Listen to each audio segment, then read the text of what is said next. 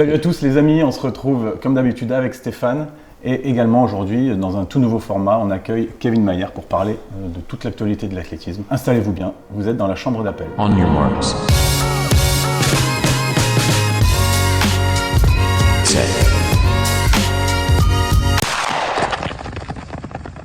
Merci Kevin de nous accueillir chez toi. On est à 15-20 minutes du stade, sur un lieu que tu connais bien, le stade Philippides. Ça fait depuis 2009 que tu es là-bas et on voulait faire un podcast avec toi. Ça nous tenait vachement à cœur, pas pour aborder forcément que le décathlon, mais un peu tout.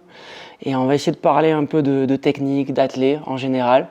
Tu nous as annoncé une mauvaise nouvelle un peu sur les réseaux sociaux. Tu vas nous en parler assez rapidement. Ça fait 16 années que tu portes le maillot de l'équipe de France. Qu'est-ce qui se passe là? Pourquoi cette annonce qui fait mal un peu à tous les supporters et surtout à toi? Ouais, c'est sûr que ça fait 16 ans que je me bats et que j'arrive à me qualifier en équipe de France et même à bien représenter puisque j'ai ramené pas mal de médailles. Mais c'est vrai que depuis ma blessure à Paris et même un an avant, je traîne vraiment une grosse blessure, le nerf sciatique qui est touché, qui fait dysfonctionner mon corps un petit peu selon sa volonté et pas la mienne. Donc c'est vrai qu'il y a beaucoup de choses qui pètent et à Paris, avant les Jeux Olympiques de Paris, il y a un tendon qui a pété à l'ischio et c'était une très grosse blessure et j'ai du mal à revenir de ça. Étant donné que c'est un nerf qui est touché, qui est irrité, je ne sais pas trop quand je vais pouvoir revenir. Donc tout simplement, j'ai pas communiqué avant parce que je savais pas si cette saison ça allait le faire. Mais quand on a regardé les échéances à un mois des championnats de France, je ne pouvais pas faire toutes les épreuves d'athlétisme, donc ça ne servait à rien de faire cette année. Et on ne va pas se cacher que comme ça fait 16 ans que je faisais de l'athlétisme, ça fait du bien de respirer un coup pendant un an et je vais essayer de repartir encore plus fort l'année prochaine. Ouais, finalement c'est quelque chose qui ça tombe pas bien, mais au final on peut voir le bon côté des choses, c'est une occasion de se régénérer le corps, l'esprit pour repartir vers d'autres objectifs. J'imagine que tu aurais préféré pouvoir continuer. Mais quelque part, on l'a dit, 16 ans de haut niveau, la charge mentale est énorme. C'est rare les athlètes qui durent autant, encore plus dans le décathlon, on y reviendra un peu plus tard. Mais voilà, c'est l'occasion, chaque échec, c'est l'occasion aussi de faire d'autres choses. Toi, qu'est-ce que tu as fait cette année que tu n'avais jamais fait? Qu'est-ce que tu vas faire? C'est sûr que ça fait bizarre, hein. C'est comme 16 ans de relation avec une personne, donc j'ai l'impression de m'être fait larguer cette année. Donc je me retrouve avec aucun objectif cette année. Je ne sais pas trop comment le prendre, mais c'est sûr que je suis quelqu'un qui arrive toujours à positiver. J'ai jamais eu de regrets sur le passé. Je suis quelqu'un de très stressé sur le futur, mais comme mon futur en ce moment il est un peu vide, je me sens plutôt bien, plutôt relâché. Donc j'en ai profité pour me marier déjà. Donc un sacré moment, merci. Ouais. Merci mon prêtre. Et non, j'en ai profité aussi pour faire d'autres sports qui demandent beaucoup moins beaucoup moins d'intensité que l'athlétisme, tels que le paddle, le tennis, la natation, le golf, etc., le beach volley, le basket. En fait, je me rends compte que je peux faire beaucoup d'autres sports, bien sûr, je n'ai pas le même niveau qu'en athlète, sans irriter mon tendon comme mon nerf, et donc me faire plaisir, me vider la tête sans que ça ait de répercussions sur la suite de l'athlétisme. Bon, rassure-nous, le moral il va remonter, et ta motivation en tout cas est toujours intacte. Ouais, la motivation, ça n'a jamais été un souci, hein. Même le moral en soi.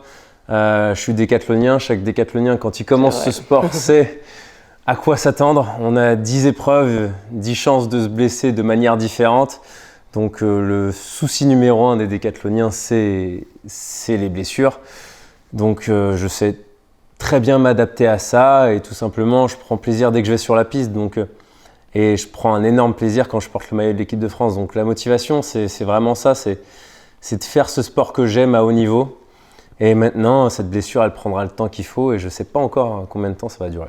Justement, Kevin, il y a un artiste, tous les deux, qu'on aime beaucoup, c'est un rappeur qui s'appelle Jazzy Bass qui disait je m'entraînais comme un samouraï dans son dojo, ressort de la broussaille, incassable comme le roseau. Est-ce que c'est un peu ton état d'esprit à l'heure actuelle? Ouais, totalement. Ça, c'est vraiment une musique que j'adore. Tu sais que c'est ma musique préférée. De Jazzy Bass et c'est mon rappeur préféré, donc vraiment cette phrase-là, à chaque fois je me la mets en tête quand je vais dans ma salle de muscu et que j'essaye de réparer mon corps pour être incassable comme le roseau sur la piste. Malheureusement ça marche pas toujours comme vous pouvez le voir, mais non, c'est vraiment un état d'esprit où chaque jour je me pose la question de me dire qu'est-ce qu'il faut que je fasse aujourd'hui pour me donner une chance le plus rapidement pour revenir sur la piste et le plus fort possible. Donc Je suis humain comme tout le monde. Depuis que j'ai annoncé mon forfait, bien sûr, j'ai pris des jours où je mange moins bien, où je me couche plus tard, etc. J'ai un peu de laisser aller là-dessus, mais je suis sûr que ça va revenir très vite, ça. Mais par contre, ce qui est sûr, c'est que tous les jours, je répare mon corps. Je fais l'exercice qu'on m'a dit de faire pour ce nerf sciatique, pour ce tendon du semi-membraneux de la jambe gauche. Et tous les jours, je sens une petite amélioration. Je pars de très loin.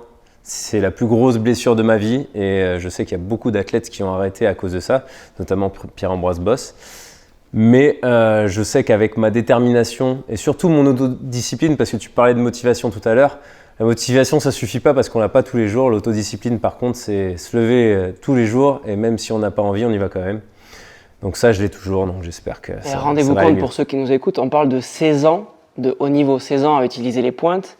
16 ans à utiliser son corps comme outil de travail, c'est énorme. Très très peu d'athlètes y arrivent et en décathlon encore plus, donc c'est vraiment important de le souligner et c'est vraiment de la rigueur et de la régularité.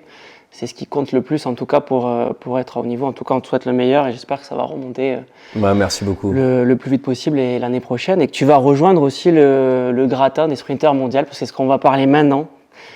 Ces athlètes-là qui sont je sais pas. au top du top. Le prochain sujet, c'est le sprint mondial et on voulait que ce soit un des premiers sujets parce que c'est en pleine émulation, excitation en ce moment. Et tu vas nous donner un peu ton avis un peu sur tout ça, peut-être comparer un peu avec le sprint que toi tu as l'habitude de pratiquer, qui n'est pas tout à fait le même, tu vas nous le dire. Et notamment le duel team Noah Lyles et team Tebogo. Toi, je sais que tu es un peu plus Tebogo, je crois qu'Alex aussi, alors que moi, c'est l'opposé, je suis Lyles. Il en faut bien. Hein. Mais je crois qu'il en faut bien. Et comment tu vois un peu tout ça, toi, par rapport à cette émulation qu'il y a au sprint et ces deux teams un peu, avec d'un côté Lyles qui est un peu l'arrogant peut-être, et Tebogo qui est en train de le devenir d'après moi, mais qui est un peu plus cool. Comment tu vois ça, toi ? Il est en train de le devenir parce que forcément, je pense qu'on le force à le devenir parce que là, il se part beaucoup de son côté. Ouais. Et Tebogo, les médias lui demandent de répondre. Donc forcément, il répond, mais avec beaucoup de recul et beaucoup de bienveillance, je trouve, par rapport à ce que Lyles peut faire. Donc ouais, je suis vraiment dans la team Tebogo. D'un point de vue technique, comme d'un point de vue mindset, etc., j'adore Tebogo. Et puis, quand on voit ce qu'il fait à côté sur ses réseaux sociaux, à quel point il veut apporter l'athlétisme dans son pays, etc. C'est quelqu'un qui m'inspire beaucoup. Ouais. Ouais, il veut beaucoup partager avec son peuple, mettre en avant les jeunes dans son pays, c'est vrai. Complètement. Mais c'est le premier champion olympique du sprint africain, donc il s'en sert à bon escient, et c'est vrai que c'est super cool. Mais il n'y a pas que ces deux-là. Non. Certes, Lyles, champion du monde, champion olympique du 100 mètres, Tebogo, champion olympique du 200 mètres, mais il y a d'autres garçons qui sont très forts en ce moment, notamment les Jamaïcains, avec Kishane Thompson, qui a déjà couru cette année 9,75. Oblique Sevi aussi, l'autre Jamaïcain qui a gagné la dernière Diamond League devant Noah Lyles, et j'ai même envie de dire très loin devant Noah Lyles. Quel regard toi tu as sur eux ? Je sais que techniquement, on en a déjà un petit peu parlé, c'est des athlètes qui ont des techniques particulières. Est-ce que tu peux t'inspirer d'eux ? Est-ce que tu es capable de courir comme eux ? Qu'est-ce que tu vois toi là-dedans ? En tant que décathlonien, ce qui est sûr, c'est que je ne serai jamais le plus fort dans une épreuve. Donc, si tu es un peu intelligent, tu regardes ceux qui font mieux que toi et tu essaies de les copier. C'est beaucoup plus facile que de trouver les réponses tout seul. Donc, je fais que de regarder. Moi, Tebogo, depuis qu'il est jeune, depuis qu'il a fait champion du monde junior. Un aérobie, ouais. Je regarde beaucoup ses vidéos parce que tu as l'impression qu'il marche sur l'eau. Son bassin ne bouge pas, il y a une très belle amplitude et au sol, ses chevilles se déforment très peu. C'est-à-dire qu'il y a beaucoup de rebonds très rapides, ce qui permet d'aller très vite. Après, c'est sûr que les 4 sprinteurs dont tu as parlé ont vraiment un profil différent où les 2 Jamaïcains, c'est quand même des sacrés bourrins. Tu sens qu'il y a une masse musculaire, une force assez incroyable. Et malgré cette force et un très bon départ, ils arrivent à tenir la fin de course. À côté, tu as Lyles où tu sais qu'il va être totalement foutu à 20 mètres et il fait des remontadas de dingue. Donc en fait, Lyles, il faut voir si à 50 mètres, il a trop de retard pour rattraper ou s'il est à 1 mètre, c'est souvent pratiquement sûr qu'il va gagner. Maintenant, sur le 200 mètres, tu as Goodgood qui a le même profil. Donc à un moment donné, si Goodgood et Lyles sont ensemble dans les derniers 20 mètres, j'ai vraiment hâte de voir parce que dans un de vos podcasts, vous avez parlé de la fin de course de Goodgood et vous l'aviez comparé à Bolt sur le dernier 100 mètres, sur son 200 mètres. Donc plein de choses comme ça qui font que moi, j'aime pas donner des pronostics, mais d'un point de vue technique, c'est vrai qu'ils sont tous un peu différents. Et dans la suite des événements, et je parle pas même de Tokyo, je parle des prochaines années, on va voir qui travaille quoi. et qu'est-ce que ça rajoute dans leur 100 mètres et 200 mètres. Qu'est-ce que tu en penses, toi? On sait que Good risque de changer d'entraîneur. Il devrait passer de l'Australie aux États-Unis en allant avec Lance Broman, qui est l'entraîneur de Noah Lyles. En tout cas, c'est ce qui était annoncé il y a quelques semaines. Ah ouais.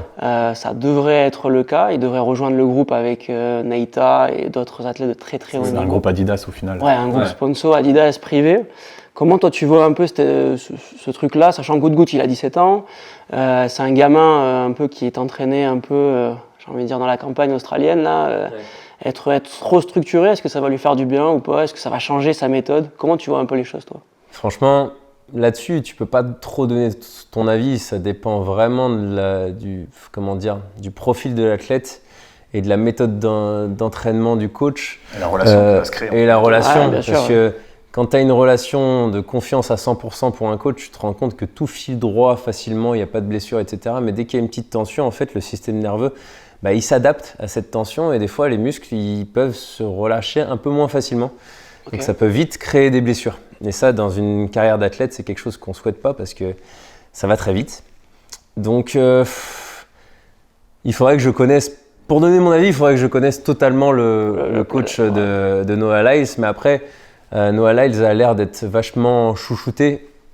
Pas d'un point de vue sentimental, etc. Mais son corps, ils ont l'air de le respecter. Il a l'air de prendre son temps à chaque fois dès qu'il a une petite tension et tout. Et ça peut paraître judicieux pour Good, je pense. Ce que je trouve intéressant dans ce choix de rejoindre Lance Broman avec Noah Lyles, c'est que Good, il a un peu le même défaut qu'avait Noah Lyles à la base. C'est pas un grand partant. On le voit sur ses mises en action, il est pas fou. Et Noah Lyles, c'était clairement son défaut. Parce que je dis c'était parce que franchement, il a quand même fait 6,41 aux 60 mètres, ce qui est pas dégueulasse. Non. Et sur sa rentrée à Monaco, moi je l'ai vraiment trouvé pas si mal sur sa mise en action sur le 200 mètres, ce qui n'est pas le 100 mètres encore, mais voilà. En tout cas, il avait réussi à progresser. La preuve, il a fait 9,79, il est champion olympique sur son départ. Donc Good, s'il suit la même trajectoire, ça va être très intéressant pour lui. Maintenant, mettre deux coqs dans la même basse-cour, parce qu'ils vont être concurrents les deux, faut voir ce que ça va donner. Il y a cette dimension-là qu'il y a à prendre en compte. En termes d'ego, je trouve ça très difficile pour Lyles. Je ne connais pas trop Good. Il a l'air beaucoup plus la tête sur les épaules et très... Quand tu vas aux États-Unis, peut-être que ça peut changer, ça aussi. Donc, mais c'est sûr que Lyles, il prend de la place. Il prend de la place. Je ne sais pas comment ça se passe dans le groupe d'entraînement, mais en tout cas sur les réseaux, avec les médias, etc. Il prend de la place. Je ne sais pas comment Good peut l'appréhender, mais... Après, on ne va pas se cacher que s'il y a une pointe de bienveillance de Lyles envers Good, ça va être propulsion maximale pour Good, je pense. Est-ce que c'est possible d'avoir de la bienveillance quand on est Noah Lyles et qu'on veut encore des médailles? Il y a un dicton qui dit « Sois meilleur que les autres, n'attends pas qu'ils soient plus nuls que toi ». Donc si Lyles se sert de l'adversité de Good pour devenir plus fort, il va voir que Good devienne plus fort aussi pour se pousser lui-même. Donc, ce serait parfait. Ce serait parfait. Ce serait le truc parfait parce que Lyles va progresser, Good aussi, je pense. Il y a un mec dont on n'a pas parlé encore, c'est Bednarek, l'américain, qui a fait un très gros début de saison au Grand Slam Track notamment, et qui depuis a déclaré forfait au meeting de Eugene, je crois. Il avait une petite gêne musculaire et il a dit qu'il se focalisait sur les trials. On espère que c'est pas grave parce que lui aussi il a fait un début de saison monstrueux. C'était un bon coureur de 200 mètres, très bon même, il est vice-champion olympique à Tokyo, vice-champion olympique à Paris. C'est quand même pas rien, les deux fois devant Noah Lyles. Et là, moi c'est un mec qui a beaucoup progressé sur le 100 mètres puisqu'il a couru, Stéphane, je sais plus combien exactement. 9,86. 9,86 et même trop vanté. Trop vanté un peu plus rapide, il me semble. Il a vraiment bien progressé également. Ça annonce une finale de fou, que ce soit sur 100 comme sur 200 mètres à Tokyo. C'est quoi tes pronostics, Kevin, toi, avec ton œil averti? J'hésite tout à l'heure, je déteste mettre des pronostics parce que moi ce que j'adore dans le sport, c'est la surprise. Ouais. T'es toujours pour l'outsider ou pas? Non, pas forcément. Pas forcément. J'aime bien ne rien me dire pour regarder la course comme une personne qui n'a jamais rencontré ces personnes et de voir comment ça se passe pendant la course, la vivre vraiment à fond. Après, ce que je peux te dire, c'est que Lyles, il a prouvé que c'était une énorme bête de compétition et plus la pression est forte, plus ça réagit dans son corps. Maintenant, voilà, je pense que Tebogo, il l'a mauvaise depuis son dernier 100 mètres avec Lyles. Et Tebogo, mine de rien, moi je trouve qu'il progresse même s'il n'était pas vraiment flamboyant à sa dernière course. Je trouve qu'il progresse petit à petit. Donc, par rapport à cette saison, tu peux jamais dire qui va gagner parce que Ouais, Moi, c'est vrai. de toute façon, Peut-être c'est que dans 2 mois, Carlet- je veux Carlet dire, va c'est ressortir, dans hein. 2 mois, etc. Mais on va pas se cacher que moi, je suis team Tebogo à fond Ah, ok. par rapport à Lyles. Donc, j'espère que Tebogo va gagner. Après, On parle pas beaucoup des Jamaïcains, les gars. Ah ouais, non, mais c'est alors vrai que qu'en plus, Christian il y a Thompson, non, mais attendez, mais c'est vrai que Thompson a fait 9,75. Ouais, Non, 9,75. mais oui, non, mais c'est vrai que Thompson. Et Thompson, franchement, autant c'était un bon partant, etc. Mais là, ces fins de course en ce moment, Ouais, elles sont en très, train de très fort. progresser de fou. Il faut savoir que plus tu es dans un. Comment dire, dans un état de forme élevé, plus ta fin de course, normalement, bah, tu tiens ta survitesse. Donc c'est vrai que Thompson, il perd à quelques millièmes contre Lyles aux Jeux Olympiques. Ouais. Pour moi, c'est le favori. Et Séville risque de partir comme un boulet de canon. On l'a vu à Londres, hein, il passe, ceux qui ont écouté le podcast débrief de Londres, 6,35 aux 60 mètres. C'est monstrueux. S'il est capable de finir des belles allures, et pareil, il lui fera moins de 9,80. Ça annonce vraiment une course de fou. Et moi, j'ai hâte, j'en ai parlé la dernière fois également, de voir, et on va voir d'ailleurs s'il va y avoir une saison 3 sur Netflix de la série Sprint. Complètement. Parce que moi, cette saison, elle me hype presque plus que les saisons d'avant. Là, il y a c'est vraiment des rivalités à droite, à gauche, entre plusieurs gars sur 100, sur 200. C'est incroyable, je trouve. Surtout qu'ils sont plutôt bons pour sélectionner les athlètes et pour les suivre. Donc même si Tebogo avait dit que c'était un choix à l'américaine avec Lai, c'est pas forcément pour lui, mais je pense que la saison 3 devrait être folle. Et moi j'ai une question pour toi, Kevin, c'est est-ce que tu crois que ces athlètes-là ou dans des années un peu futures, est-ce que le record du monde va être battu? Je pense qu'il y a pas mal de personnes qui se posent la question. Moi j'ai envie de connaître ton avis de spécialiste, peut-être pas du sprint, mais de l'athlétisme de très haut niveau. Est-ce que 9,58 va être battu par un de ces athlètes-là, avec des points de carbone ou pas, on verra. Mais est-ce que ça va jouer ou pas? Alors, carbone mis à part, pour l'instant, moi, je vois personne battre le record Ok. du monde. Parce que vraiment, il y a un facteur qu'il faut se rendre compte, c'est que plus on descend dans le chrono, plus c'est dur d'aller grappiller des centièmes. Bien sûr, ouais. Et ça fait longtemps qu'on n'a pas vu quelqu'un en 9,65. Ils sont quoi? Ils sont 3 ou 4 à l'avoir fait dans l'histoire de la Moins de 9,70, ouais. 9,70, Ouais, il y avait Tyson Gay, il y avait Blake et Bolt. Blake et C'est Bolt, tout. voilà. Depuis, je vois pas des mecs qui peuvent descendre sous les 9,70. Donc, moi, je pense qu'en championnat, là, on a le potentiel moins de 9,70. Voilà. Ok. Pour l'instant, je vois pas. C'est déjà monstrueux. Et Ouais, rendez-vous vraiment. compte, c'est que C'est moins de un truc de fou. 9,70, on est encore Ouais. à 10 centièmes du record du monde. Donc, j'ai du mal à me dire. Voilà, ils ont compris que s'ils avaient des grandes gueules, ils attiraient les foules, ça remplissait les stades, etc. Et ils ont totalement raison de le faire, même si moi je me sentirais pas le faire, je critiquerai jamais ceux qui le font, même si la LS et Curler en font un peu trop. Curler, carrément. Mais ça attire les foules, ça crée des sacrées saisons Netflix, c'est vrai. des sacrés reportages. C'est très bien pour l'athlétisme en général, Oui. en plus. Il faudrait qu'on le soit plus. Après, c'est vrai que chez les décathloniens, j'en vois pas un le faire, et on n'y arriverait sûrement pas, Ouais. mais ça attire les foules, ça c'est sûr. Ok. On a beaucoup parlé des garçons. Il y a quand même aussi des filles qui font des chronos de fous furieux cette année. Notamment Julian Alfred, qui est la championne du monde la championne olympique du 100 mètres, pardon. Et elle est en train de faire une saison vraiment de fou. Elle a couru 10,75 avec du vent de face. Elle a couru 21,71 là à Londres, encore avec du vent de face. Il va y avoir des beaux duels. On attend Sha'Carri Richardson aussi, son vrai retour, parce que pour l'instant, elle est à la rue. Elle a fait 2 compétitions et les 2, elle a fini vraiment avec des chronos très loin de son standing. Toi, quel regard tu as sur le sprint féminin, notamment ces filles-là? Il y a Gaby Thomas qui a fait un bon début de saison et qui se réserve pour les trials. Mais quel regard tu as un peu sur les filles? Parce qu'on parle beaucoup des garçons, mais chez les filles, ça perf vraiment bien aussi. Ouais, ça perf vraiment fort. Je me rappelle, il y a quelques années, une perf en dessous des 11, c'était quelque chose de très fort. Et là, j'ai l'impression que c'est toutes les semaines, quoi. Ouais. Et c'est toutes les semaines sous les 10,90, quoi. Donc, c'est assez exceptionnel. On sent... Je sais pas si... Tu parlais des points de carbone. Je sais pas si si la forme de course des filles est pas plus aidée, ou alors, tout simplement, le niveau a augmenté chez les filles parce qu'il y a vraiment une régularité dans les perfs. Et on a eu une femme qui a été très proche du record du monde il n'y a pas si longtemps que ça, quand elle avait fait, c'était 10,54. Shericka Jackson. À Eugene, exactement. Sur le 200, pareil, elle fait 21,41. 41. Et on a souvent des perfs qui s'en rapprochent beaucoup plus que les mecs du record du monde. Et c'est des perfs chez les filles, franchement, il y a quelques années, on les voyait plus. Et on parlait souvent de perfs comme ça, et on l'associait souvent au dopage avant, alors que maintenant, plus du tout, parce qu'on sent vraiment qu'en termes de technique comme en termes de forme de course, ça a évolué, quoi. Ouais, et puis il y a une détection aussi aux États-Unis qui fait que les sprinters, c'est assez exceptionnel. Universitaire, hein. On le sait, ils sortent des gamins de fou. Le Jordan Anthony qui a fait 9,75, je sais même pas qui c'est ce gamin-là, un peu vanté, mais... avec un peu trop de vent.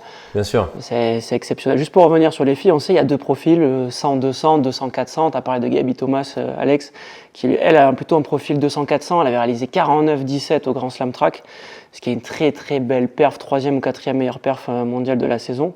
Toi, tu vois un peu comment cette façon de faire, les sprinteurs là, qui essayent de faire 100, 200, 400, à l'image de Ryan Zézé, un peu.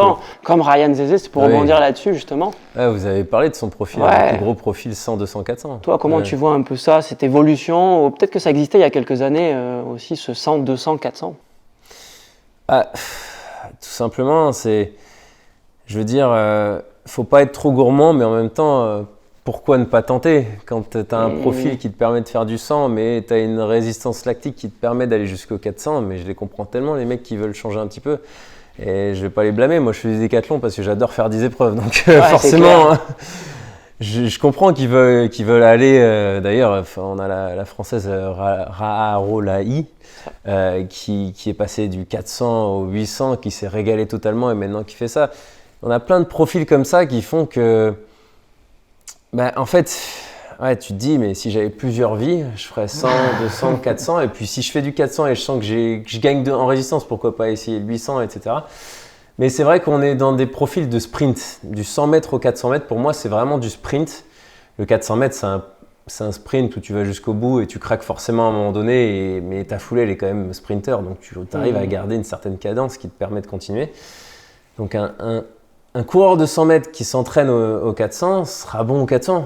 Pour moi. Je crois aussi. Carlet est un très bon exemple là-dessus. Et il fait le chemin inverse en plus. En plus, il fait le chemin inverse. La seule chose que je peux dire, c'est que notre sport, l'athlétisme, est sans pitié et que quand on est fatigué, ça se voit directement sur le chrono. Donc, pas être trop gourmand. Et toi, dans ton cas où tu fais 100, 400 sur un DK, est-ce que le 200 aurait pu t'intéresser et va t'intéresser à travailler ou pas du tout? Le 200, c'est vraiment un truc qui intéresse les décathloniens parce que tu travailles la fin de course d'un 100 mètres puisque tu es un peu plus fatigué dans un 200 mètres qu'un 100 mètres. Tu atteins ta vitesse max beaucoup plus rapidement, donc tu as au moins 70 mètres de survitesse et tu as la fatigue qui arrive, un peu de lactique qui arrive. Donc ça travaille un peu le 400, un peu le 100 mètres, c'est très intéressant. C'est un bon travail. Ouais, c'est un bon travail. Et on le voit chez les coureurs de 100.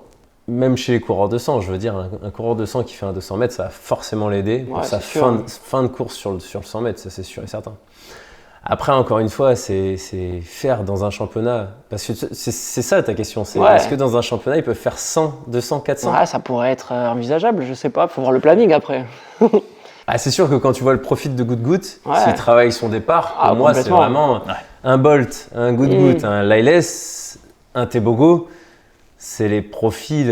Et encore une fois, je chie un peu sur les Jamaïcains parce que je suis sûr qu'ils se débrouilleraient un petit peu. Ouais, mais un peu moins peut-être que. Peut-être un peu moins. Ils ont plus la culture du sprint court. Même s'ils n'ont pas de salle, ils travaillent quand même des 60. Et ça marche. Voilà, et ça marche très bien. Et Ryan Zézé a ce profil-là. Le dilemme va être aussi sur le relais 4x100 ou 4x4. Mais tu sens vraiment que ceux qui ont ce profil-là, ils ont vraiment une technique de course vraiment à part, où tu sens qu'en fin de course, ça bouge pas. Le bassin, il peut continuer à avancer, ce que tu veux dire. Exactement. Tu sens que ça se démunit pas et surtout que les chevilles se déforment pas au sol. Et quand les chevilles se déforment pas et que le bassin se démunit pas, en fait, tu as un rebond qui permet d'être beaucoup plus, résistant. D'avoir beaucoup plus de résistance pour le 400 mètres en fait. C'est juste ça. Bon bref, j'ai pas trouvé le mot toujours, vous l'avez pas trouvé. Je pensais qu'Alexandre allait trouver. Non, désolé. Donc l'année prochaine, on peut s'attendre à un duel Tebogo-Mayer peut-être sur 200 mètres à Monaco. Oh, pas du tout. Ça pourrait être pas mal. C'est ça que tu retiens de ce que je viens de dire. Parce que t'as le pied qui est résistant. Non, mon pied se déforme. C'est justement ça que j'essaie de travailler. Moi, j'ai une très belle amplitude de course. J'ai une des plus grosses amplitudes de course, je pense, chez sprinter décathlonien. Mais justement, j'ai mon pied qui se déforme un petit peu trop. Ok. Et on se demande, c'est toujours ça, c'est dans le travail de prépa physique, des fois le pied se déforme parce que l'extension de genou et l'extension de hanche a du mal à se faire, donc le pied attend, ou alors c'est le pied qui est trop faible. Et il faut vraiment déterminer ça pour soit renforcer les chevilles, soit renforcer les genoux, soit renforcer les hanches. Ah bah ça, ouais. Trouver le facteur limitant et le corriger. Exactement. Bon, je crois qu'on a fait un peu le tour du sprint mondial. On va enchaîner avec un autre sujet qui nous tenait à cœur parce que c'est une discipline déjà qui est magnifique et que tu pratiques également, Kevin. On voulait parler de Mondo Duplantis, qui est un peu la méga star de l'athlétisme depuis quelques années maintenant. Il y avait Bolt à une époque. Moi, je trouve personnellement qu'il a un peu pris le flambeau, même si c'est pas totalement pareil, mais tout le monde aimait Bolt, tout le monde aime Duplantis. Comment tu vois ça, toi? Est-ce que tu t'inspires de lui pour la perche? Tu l'as dit tout à l'heure, toi, tu es décathlonien, il faut que tu ailles vraiment chercher les petits tips des spécialistes et les meilleurs mondiaux. Qu'est-ce que tu as piqué à Duplantis, par exemple, toi, dans le saut à la perche? T'as les perchistes et Duplantis pour moi maintenant. C'est vraiment le mec à réécrit la perche et à travailler un facteur que les autres avaient pas forcément compris tout de suite, c'est que quand tu progresses en sprint, tu progresses à la perche. Plus tu vas vite, plus tu prends des grosses perches, plus elles sont dures à plier, mais plus elles te renvoient. Donc plus tu vas vite, plus tu les plies, plus tu prends des grosses perches, des longues perches, et plus ça te renvoie haut. Et ce mec est très léger et prend des troncs, et ça le renvoie très haut. Mais il y a ce facteur-là qui a changé, qui a révolutionné, et sa technique est pratiquement parfaite parce qu'il saute depuis l'âge de 3 ans avec un bon coach qui est son père. Et donc les deux, ça donne une personne qui est intouchable, quoi. Même si on a un petit grec, Karalis, qui commence à le titiller, qui fait des impasses, qui essaye de passer 6-10 à Monaco pour essayer de le tuer un peu. Mais bon, il a refait le record du monde. Donc c'est vraiment, franchement, je prends beaucoup de choses de Duplantis, mais je vais te rejoindre dans ce que tu as dit. Pour moi, c'est le nouveau Bolt et c'est pas le 100 mètres, c'est pas l'épreuve reine. Donc forcément, il a moins d'impact sur le grand public, mais pour moi, en termes de performance, il est largement au-dessus de Bolt parce que ce qu'il fait en ce moment, et depuis quelques années, c'est n'importe quoi. On le met largement au-dessus de Sergei Bubka dans sa performance et au-dessus de tous les athlètes compris. Pour moi, c'est le plus grand athlète de tous les temps. C'est le GOAT des GOAT. Voilà, exactement. C'est ça. Armand Duplantis, c'est 12 records du monde quand même. 12 records du monde battus. Bolt n'a jamais fait ça. Et en pas longtemps. Et des fois en championnat, en Jeux Olympiques, c'est pas que dans des meetings. C'est-à-dire que la médaille, c'est autre chose, la pression. Donc non, sur la table de cotation, moi j'aime bien les statistiques, c'est 1344 points, c'est incroyable. Contre Bolt, combien? 1355 ou 56. Ah, il est encore en dessous. Mais bon, 9,58. Mais il l'a battu plus souvent. Il l'a battu plus souvent, c'est exceptionnel. Et Bolt, il ne pouvait pas demander la barre à 9,60, puis à 9,59, puis à 9,58. C'est vrai aussi. Parce que moi, c'est ça que je me demande, c'est que moi, ce que j'aimerais bien, c'est qu'il y ait un sponsor un jour qui propose à Duplantis, qui lui dise: écoute, maintenant ça suffit, tu as un potentiel de dingue, peut-être que dans 2 ans tu seras blessé. Je te donne, financièrement, on peut aller où tu veux, mais je veux que tu tentes tout le temps 9,35 ou 9,40 parce que 6, pardon. Oui. On est dans le 100 mètres, et Tu peux tenter 9,40 si tu veux. Non, mais voilà, 6,35, 6,40 parce que moi aujourd'hui, ces sauts, quand tu les regardes, il y a le potentiel. Je dis pas qu'il les ferait tout de suite, mais je dis que plus il essaye des barres hautes, plus il peut optimiser son potentiel. Et cette histoire de faire centimètre par centimètre, ça peut être un frein à sa perf max dans sa carrière, pour moi. Qu'est-ce que tu en penses, toi, du tumbling versus non-tumbling? Lui, il a fait sans le tumbling, il a déjà sauté très haut avec, mais lui, c'est pas un spécialiste de cette piste en bois, on va l'appeler comme ça. À Stockholm, il fait 6,28 sans aide, avec du vent en plus. À Monaco aussi. À Monaco aussi. Eugene qui rebat le record du monde. Ouais. Et à Monaco, il n'a pas battu. Ah, il échoue. Il échoue, mais il le tente à chaque fois de toute façon. Toi, tu as déjà senti, j'ai vraiment à suivre, franchement, c'est chaud. Mais toi, tu as déjà senti la différence en sautant entre ce tumbling, sans le tumbling? Pourquoi lui, il arrive mieux que d'autres athlètes sur une piste classique? Comment tu vois ça un peu, toi? En fait, ce qui est simple, c'est qu'on a tous un temps de contact au sol. Et donc quand tu fais sur de la piste normale, il y a du béton dessous, donc le renvoi il est immédiat. C'est-à-dire que peu importe le temps que tu mets à pousser et à enlever le pied du sol, ce sera le même renvoi. Quand c'est sur du bois, en fonction de ton temps de contact au sol, l'élasticité du bois va faire qu'à un moment donné, soit ça te renvoie, soit tu n'es pas dans le temps. Et donc ça renvoie et toi après t'appuies. Donc ça crée un contretemps et donc une contre-performance. Okay. Donc on dit souvent que ça va bien au hasard à des athlètes. Okay. Je ne vais pas vous cacher que moi la seule fois où j'ai fait 5,60 à la perche, c'était sur du tumbling et que j'ai jamais fait mieux que 5,45 ailleurs. Donc moi je dis que ça aide. Mais moi je dis que par exemple Renaud Lavillenie a souvent eu des facilités sur le tumbling. Mais c'est vrai que Duplantis, ça n'a pas l'air de… Ah ouais, vraiment. Ouais. C'est le mec qui démontre, la statistique. Ouais. Après, il faudrait voir… l'exception qui confirme la règle. Ouais. Il faudrait voir avec Matt Sport qui font des mesures à chaque fois sur chaque course des perchistes, de voir si ça allonge sa foulée, si sa vitesse au décollage est plus grande ou des trucs comme ça. Il faudrait faire des statistiques comme ça. Ou si la piste est comme ça aussi. Ah, je rigole. non mais tu rigoles, mais c'est vrai que dans des gymnases de basket, etc., où ils font par exemple, je dis n'importe quoi, mais sur les perches Elite Tour, etc., des fois il y a peut-être des gymnases où c'est pas totalement droit et ils mettent à niveau quand même. Normalement c'est vérifié par des normalement, juges. oui, vraiment. J'espère. On va pas faire les oiseaux de mauvaise augure. Ouais, exactement. C'était une blague à la base. Mais du coup, pour revenir un peu sur Duplantis, le saut à la perche, tu as dit tout à l'heure qu'il prenait des troncs, des bambous. Je crois que ses indices de perche, il prend des 5,20 et je crois qu'il avait pris une 11,7 cet hiver pour faire son record du monde, c'était au All-Star Perche. Ok. Donc voilà, pour les gens ça parle peut-être pas beaucoup, mais on va comparer avec toi ce que tu prends. Qu'est-ce que tu prends comme perche, toi, Kevin ? Alors, si on veut expliquer très rapidement à l'audience ce que c'est en gros, on met la perche sur deux établis comme ça, on met un poids de 5 kg et on voit combien de centimètres la perche descend. Et c'est le nombre de centimètres. Donc une 11,7, la perche de flexion, du coup. Voilà, l'indice de flexion. Il y a l'indice de flexion et il y a la longueur de la perche. Plus tu prends une perche longue, plus forcément il faut la faire déplacer pour pas revenir sur la piste et aller sur le tapis. Duplantis, de toute façon, c'est celui qui a le meilleur ratio entre son poids de corps et les perches. Ce qui est incroyable, c'est qu'il est grand et fin, donc il n'est pas lourd. Et il a un décollage haut, c'est-à-dire qu'il est plutôt grand, il fait 1m83 je crois. Je sais pas. Dans la moyenne des perchistes, c'est assez grand, bon, même si c'est sûr que c'était pas Bubka ou Galfion. Mais vraiment, il prend des perches où s'il n'est pas à 100% de sa course, et je crois qu'il est sur 20 foulées de course, donc c'est très long, c'est plus de 40 mètres de course, clairement, sa perche ne bronche pas et il fait un retour piste. Et on parle souvent de la frayeur du perchiste, c'est plus tu as peur, plus tu es sur la retenue, moins tu peux prendre des grosses perches parce que forcément, si tu as peur, tu es à 90% au lieu de 100% et la perche que tu prends à 100%, tu ne peux plus la plier à 90%.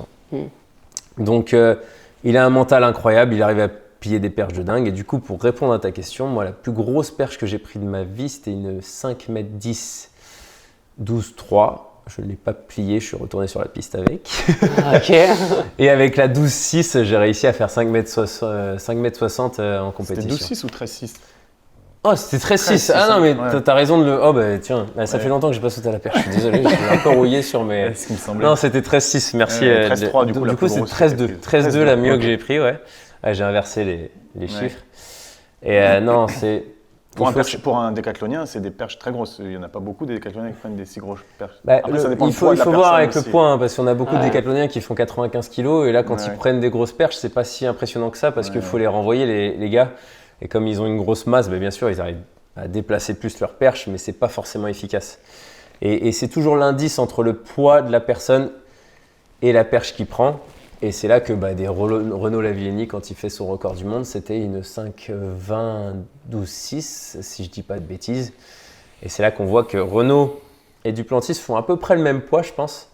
Et c'est là que tu vois que il y a un point d'écart, un point d'écart entre la perche de Renaud et la perche de Duplantis, parce que Renaud, on ne va pas se cacher, avant que Duplantis existe sur les hauts de la scène, sur le devant de la scène, moi je regardais toutes les vidéos de Renaud parce que d'un point de vue technique, Renaud, c'était la perfection totale. C'était le même profil que Duplantis. Il est né avec une perche dans les mains et Exactement. il courait vite, moins vite quand même que Duplantis. Duplantis a révolutionné la vitesse d'un saut à la perche, mais c'est sensiblement les mêmes profils, sauf que Duplantis, c'est le goat des goats. Mais j'ai quand même l'impression, moi je m'y connais très peu en perche, mais j'ai l'impression qu'il faut être complètement jobard pour arriver aussi vite que Duplantis ou même Renaud Lavillenie en très très grande forme. Franchement, il faut être jobard. En fait, le truc, c'est que c'est une pyramide de sensations, la perche. Tu commences jamais avec les perches qu'ils ont. Ouais, bien sûr. Tu commences toujours un tout petit peu. Et en fait, c'est si tu continues de progresser, tu arrives sur ces indices-là. Mais le problème à la perche, c'est que plus tu progresses, plus tu prends des troncs, plus tu prends des risques. Parce que quand tu prends des troncs, moindre hésitation, moindre défaut technique, tu fais un retour piste. Ouais. Et c'est à ce moment-là qu'il y a quelque chose qui se bloque dans ta tête et qui te dit non, faut pas que je reprenne ça parce que tu as l'instinct de survie. On a déjà eu des personnes handicapées qui sont retombées à côté du tapis, etc. Donc c'est vraiment. Moi, je pense toujours à Émile Denecker, un Français qui a fait 5,60 m au championnat d'Europe junior à Tallinn. C'était à Tallinn. Okay. C'est quand j'ai fait mon décathlon là-bas, moi je faisais mon 1500 mètres et je l'ai vu passer 5,62 au moment où je faisais mon 1500 mètres. T'as eu le temps de le regarder. J'étais sûr de gagner, donc j'ai pris le temps de le regarder pendant, ça m'a un peu, déconcentré de ma course, c'était parfait. Et je penserai toujours à lui parce que lui, il avait un potentiel de fou et un jour, il a plus réussi à piquer, même sur 2 appuis avec des micro-perches et le pauvre, il a arrêté. Alors que c'était, pour moi, le mec, il allait battre Renaud Lavillenie, je dis peut-être des bêtises, mais il allait devenir très fort. Le potentiel était là. Très fort. Et c'est la difficulté de la perche. Ouais. Parce que c'est fou, moi, quand on voit Armand Duplantis qui fait 10,37 au 100 mètres, alors qu'il s'entraîne très peu avec les starts, il arrive à faire 10,37. Lancé, c'est monstrueux ce qu'il fait. Lancé, et même son départ a été dingue. Ouais, je pense aussi. Parce qu'en fait, le truc, c'est que il ne fait pas de départ en start à proprement dit, et encore, je ne sais pas. Il a dû s'entraîner. Peut-être il a dû s'entraîner avant la course. Oui, voilà.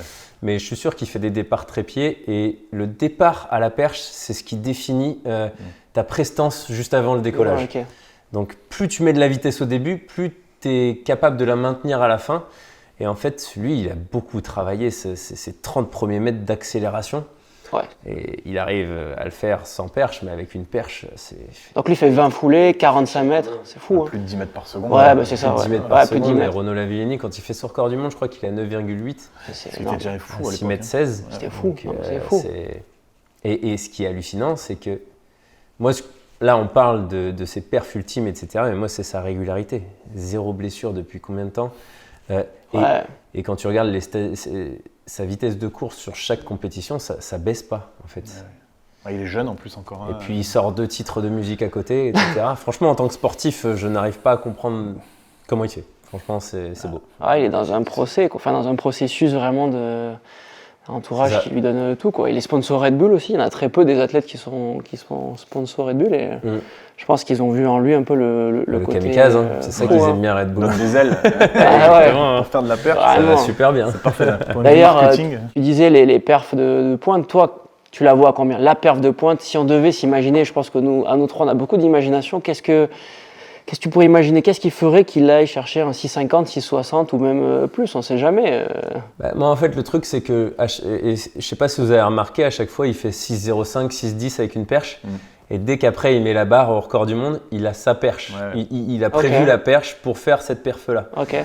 Donc moi, je pense que dans sa tête, il a la perche pour la perf ultime.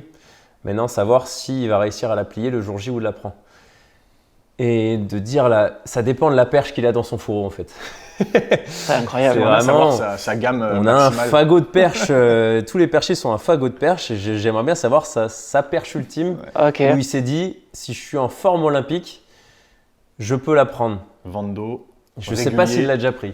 Vent d'eau, vent régulier. On va lui demander. Ouais, complètement. Ouais, je pense que c'est le meilleur moyen. C'est ça. J'ai une question un peu technique aussi pour toi.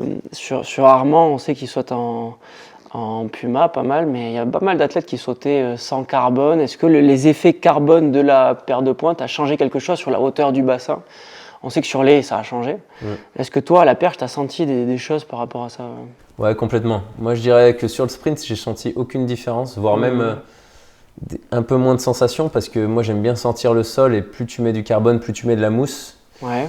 Et plus tu es haut par rapport au sol et moins tu as de sensations vis-à-vis du sol. Et j'ai pas trop aimé, mais c'est vrai que sur la perche, une énorme différence. Moi, je reculais à peu près sur mon élan complet, je reculais d'1 mètre. Entre sans carbone et avec carbone. Et puis tu décolles de plus haut, donc tu as le bassin plus haut, tout est plus facile entre guillemets. Et puis la perche, c'est vraiment une relation particulière parce que tu utilises un objet pour t'envoyer en l'air, excusez-moi l'expression. Et du coup, comment dire, c'est cette petite aide mécanique fait que tu te sens plus à l'aise à la fin de ta course. Tout simplement, et c'est peut-être que mental, hein, mais c'est vraiment mon idée perso que je me fais des carbones. Et cette disponibilité dont tu parles à l'impulsion, elle est hyper importante en longueur, à la perche encore plus, donc c'est super intéressant. La transition est toute trouvée, on a parlé beaucoup de Duplantis, on a parlé des points de carbone, on va parler de Grant Holloway, et justement il y a un sujet autour des points de carbone sur les haies, tu l'as dit Stéphane, ça aide ou pas? Parce que Grant Holloway, voilà, c'est aussi un des GOAT, c'est pas le GOAT des GOAT, mais c'est le GOAT des haies sur les 5, 6, 7 dernières années. Il est, on le rappelle très brièvement, il est donc champion olympique cet été à Paris. Il est invaincu sur le 60 mètres haies depuis plus de 10 ans maintenant. Et sur le 110 mètres haies, il galère un petit peu, régulièrement, et cet été vraiment encore plus. Nous, on a déjà débattu avec Stéphane plusieurs fois dans le podcast autour de Grant Holloway et de ses contre-performances de début de saison. Toi, comment tu vois, qu'est-ce que tu penses de ces contre-performances et comment tu expliques ces contre-performances? Tout simplement, Holloway, c'est un sprinter, un grand partant. On a vu qu'il avait fait moins de 6,50 au 60 mètres. C'est monstrueux.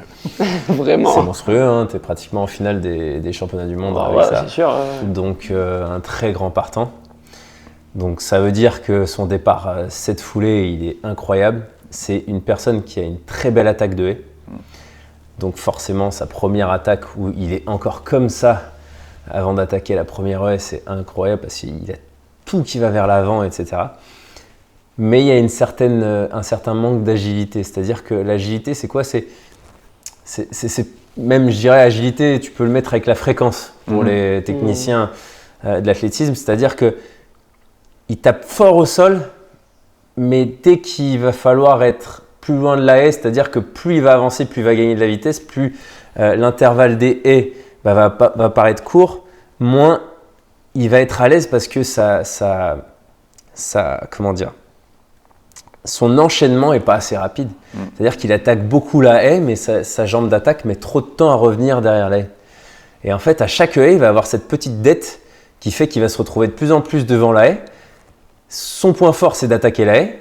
Donc, mais quand tu es proche, tu ne peux pas attaquer. Donc, tu as un facteur beaucoup plus vertical dans ton impulsion. Et au fur et à mesure, ça va créer du décalage comme ça où il va se sentir pas bien. Et à chaque fin de course, il se fait rattraper. Alors que sur 60 mètres haies, c'est le king, il n'a pas été battu depuis 70 courses, 10 ans. Courses. Incroyable. Mais ouais, on partage un petit peu ton analyse. Il est beaucoup trop proche des haies. Tu l'as dit, il va un peu vers le haut, alors que les haies, il faut les manger, il faut les avaler, il faut les attaquer. Est-ce que tu penses que cette année aussi, il peut y avoir une petite sorte de décompression chez lui parce qu'il a tout gagné ces dernières années. Il a encore gagné cet hiver, mais les championnats du monde en salle, mais il a fait 7,36. Ce qui reste un très bon chrono, mais bon, son record du monde, lui, c'est 7,27, donc il a quand même presque un dixième d'écart par rapport à son meilleur chrono de tous les temps, qui est fait en 2024 en plus. Donc en un an, entre guillemets, il a perdu un dixième. Moi, j'ai l'impression que c'est une année où il laisse un peu filer. En septembre, les championnats du monde sont en septembre, donc il a du temps. Peut-être que ne faut pas l'enterrer trop vite non plus, et qu'il est déjà qualifié puisqu'il est tenant du titre. Tu penses qu'il va être en forme à Tokyo ou... Moi, je pense que tous les obstacles qu'il a sur les haies en ce moment, pas réussir ses fins de course, etc., avec l'influx nerveux, ça vient aussi. C'est pour ça d'ailleurs qu'il a réussi à être champion olympique l'année dernière malgré ses défauts. Il a déjà réussi à faire moins de 12,90 malgré ses défauts. Donc en fait, on sait qu'il a le potentiel. Physiquement, j'ai pas l'impression que ça baisse, mais c'est sûr qu'on parlait de l'adversité avec Goodgood pour Lyles. Moi, je trouve qu'en salle, il n'a pas assez d'adversité. Et c'est vrai que ça fait des années qu'il bat le record du monde à chaque fois, qu'il fait de plus en plus bas et tout, jusqu'à un certain plafond, parce que tout le monde s'y confronte à un moment donné. Et c'est vrai qu'au moment où il a dû sentir que... parce qu'il faut savoir une chose, c'est pas parce qu'il est facile qu'il gagne à chaque fois que c'est facile Non. C'est facile pour nous spectateurs parce qu'on se dit s'il gagne pas, c'est une supra contre-performance, etc. Mais lui, en fait, nerveusement, à chaque fois, l'implication nerveuse qu'il doit y avoir, il y a forcément un moment donné où tu atteins ton pic et où tu dois décompresser. Et je pense que c'est ce que tu dis, il est dans cette période-là. Et ça n'empêche pas que je pense que même si c'est un peu dans la phase descendante en ce moment, un championnat, c'est un championnat, c'est le championnat du monde. C'est à Tokyo, le stade, il est incroyable. Cette fois-ci, il sera rempli par rapport à 2021, où il avait perdu. Olympique, Perdu, tu vois, je dis perdu alors qu'il avait fait deuxième. On a pris cette habitude avec lui, quand il gagne Parce pas, il perd. Exactement, c'est ça, alors qu'en athlétisme, une médaille olympique, c'est pris et largement. Donc, à voir s'il a besoin de peut-être de plus longtemps aussi. Hein. Est-ce que tu partages un peu notre… on en a parlé, là, les points de carbone. Lui, il avait fait 12,81 aux trials en 2021. Sans carbone, son 12,81. Son record, il est sans carbone. Et depuis, il y a le carbone, l'émergence des carbones. Et il n'a jamais refait mieux. Nous, on lui avait conseillé dans un podcast, en toute humilité, d'enlever les carbones, en fait. Vous n'avez pas écouté. Est-ce que tu penses que c'est une solution ? Du coup, il aurait dû écouter votre conseil parce que franchement, je trouve que vu son défaut, entre guillemets, sur les haies, parce que c'est quand même le mec qui domine les haies, dès que tu as du carbone, il y a plus de renvoi et ça crée des plus grandes foulées. On s'en est rendu compte sur le sprint, sur la perche, etc. Et c'est un peu l'ennemi des hurdlers, surtout en fin de course, parce que faut respecter un intervalle. Et lui, il le respecte déjà pas trop. Je vois pas l'intérêt qu'il y a à porter du carbone pour lui. Après, peut-être que lui, il se sent mieux, il a des meilleures sensations, je sais pas. Ça, c'est lui, c'est à lui de le dire. Hein, et je pense que il a dû se poser la question. J'espère. Donc, avec son entraîneur, ils ont dû vraiment se poser la question. Surtout que son coach, il n'a pas que lui comme athlète, c'est quand même un très bon coach. J'imagine qu'à un moment donné, ça a dû faire l'objet d'un débat. Et pour l'instant, c'est sûr que ça paye peut-être pas. Mais par la suite, espérons. Ce qui est sûr, c'est qu'il est qualifié pour Tokyo, puisqu'il est tenant du titre. Cette année, là, les 5 meilleures performances mondiales de l'année, c'est des Américains. Il y a 12 Américains qui ont fait moins de 13-20 ou moins. C'est vraiment la discipline phare aux États-Unis. C'est un truc de fou. Donc les trials, encore une fois, vont être super intéressantes à suivre. Il y aura 4 Américains au championnat du monde. Et face à ces Américains, on espère voir nos petits Frenchies briller. On a 3 Français qui ont fait les minima, Josko Omote, Sacha Zoya et Willem Bellossian. Il y en a d'autres qui peuvent les faire. Hein. Pascal Martin-Lagarde n'est pas à enterrer et ça fait plaisir de le dire, en tout cas, qui l'eût cru. Alors, au mois de juillet 2025, que Pascal Martin-Lagarde serait encore dans la course pour Tokyo. Toi, quel est ton regard sur les haies françaises, qui est quand même une spécialité française avec beaucoup de grands champions et d'athlètes de très haut niveau? Pour moi, la technique française, c'est la meilleure. J'ai eu la chance de m'entraîner avec pas mal de coachs français et à chaque fois, j'ai appris des choses incroyables. J'avais l'impression d'avoir limite de l'avance avec ces conseils par rapport aux autres pays chez les spécialistes. Donc pour ça, c'est très intéressant de s'entraîner en France. Et on a des petits jeunes et moins jeunes, parce que maintenant ça commence à durer. Bellossian, moi je le mets dans les jeunes, parce qu'il a toujours été un peu plus jeune que moi, mais bon, je commence vraiment à être un vieux de la vieille de l'athlète. Donc c'est des mecs qui sont très forts et qui peuvent se transcender pendant le championnat. Et là, je pense beaucoup à Pascal, parce que c'est pour ça que je pense qu'on l'enterre pas, parce qu'il nous a tellement souvent surpris au championnat de France et après en championnat que ce mec, on peut l'atteindre même à l'aube de la fin de sa carrière. Donc c'est assez incroyable. Et après, Sacha Zoya, la petite énergumène qui en junior a tout pété et a fait un chrono qu'on n'avait jamais vu dans les haies, d'être en dessous des 12,80. Et Willem Bellossian qui depuis junior aussi est très fort et qui a une technique pour moi, un des plus beaux passages de tous les temps dans les haies, où on voit qu'il a tellement d'amplitude sur sa jambe d'attaque qu'il arrive à avoir les côtes sur son genou. Et franchement, c'est quelque chose d'assez incroyable qui lui permet d'être vraiment vers l'avant quand il attaque. Donc tout ça fait que les trials, ça va être le championnat du monde avant le championnat du monde, parce qu'il y a pratiquement le bilan mondial. Mais après, les petites surprises, on les attend, et notamment chez les Français. Après, c'est sûr qu'il y a les Jamaïcains aussi qu'il ne faut pas enterrer. Il y a les Japonais qui sont en train de devenir très forts sur les haies. Ouais, complètement. Donc non, ça va être très intéressant les haies. Et c'est toujours très intéressant parce que c'est un sprint avec des obstacles. Et c'est tellement une péripétie de passer 10 haies en vitesse sprint qu'il peut se passer n'importe quoi, quelqu'un qui tape, deux personnes qui se touchent, etc. On a eu des scénarios catastrophes comme à Doha, par exemple, au championnat du monde. Pascal touche, c'était McLeod, non? C'est McLeod qui touchait les autres souvent. Exactement, c'est ça. Et qui est repêché pour le podium grâce à ça. Enfin, non, j'adore regarder et j'ai vraiment hâte de voir les championnats du coup. Ouais. Ça va être stylé. Ouais, ça va être un truc de fou. Liu Xiang, je ne sais pas si vous vous rappelez, qui se fait toucher, scène d'une tristesse absolue. Au JO 2008. Ouais. Non, ça c'est quand il est forfait. Ah. Au JO 2008. Non, ouais, il se fait toucher pas en 2008. Ouais. En 2008. Ça devait être en. Je sais plus là. J'ai plus en tête. Ah ouais, Ouais, il se fait toucher et. Sur la dernière rue. Sur la dernière rue, il trébuche. Je crois que c'était chez lui quand même, non? Peut-être c'était à Pékin. Pékin, Non, je sais plus. Ouais, je sais plus. Ah bon, mais en tout cas, c'est français. L'école française dont tu parles, et peut-être c'est l'opposé de l'école américaine, parce qu'on disait Grant Holloway, très grand sprinter. Cordell Tinch, le meilleur mondial à ce jour, 12,87 à 7 centièmes du record du monde. Très grand sprinter. Cunningham aussi, qui vient lui du sprint carrément et du foot US. C'est quoi la différence là? Est-ce que les Français, s'ils amélioraient leur vitesse sur un temps aux 100 mètres, est-ce qu'ils iraient à les titiller, est-ce qu'ils vont les titiller un peu les Américains ou pas du tout d'après toi? Là-dessus, je crois que j'ai pas assez de connaissances pour dire qu'est-ce qui manque aux Français aujourd'hui pour être sur le devant de la scène.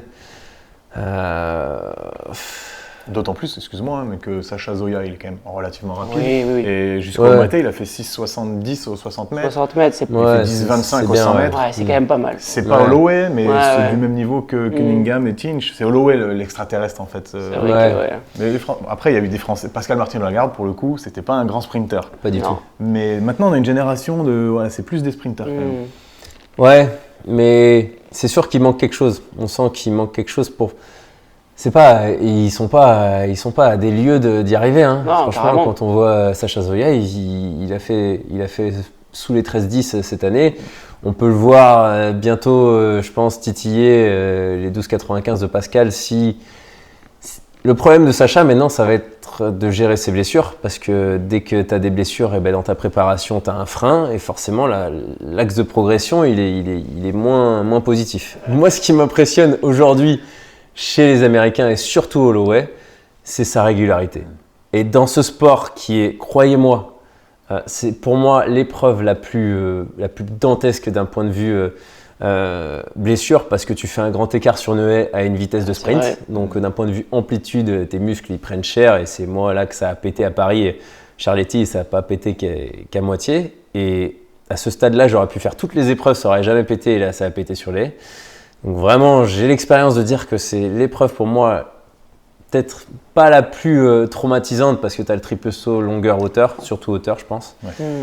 Mais d'un point de vue amplitude, dès que tu as une petite blessure, tu peux plus faire de haies. Donc moi, ce qui m'impressionne chez les Américains par rapport aux Français, c'est la régularité et le manque de blessures. Et il y a peut-être quelque chose qu'on ne sait pas qui fait que eux, ton acte de progression, forcément, quand tu n'es pas blessé, il est tout le temps positif. Alors que dès que tu te blesses, ça fait ça dans ta préparation, quoi. Ouais, mais ce qui est fou, c'est qu'on pourrait dire, nous, Français, que quand tu es fragile, tu sors moins, tu cours moins.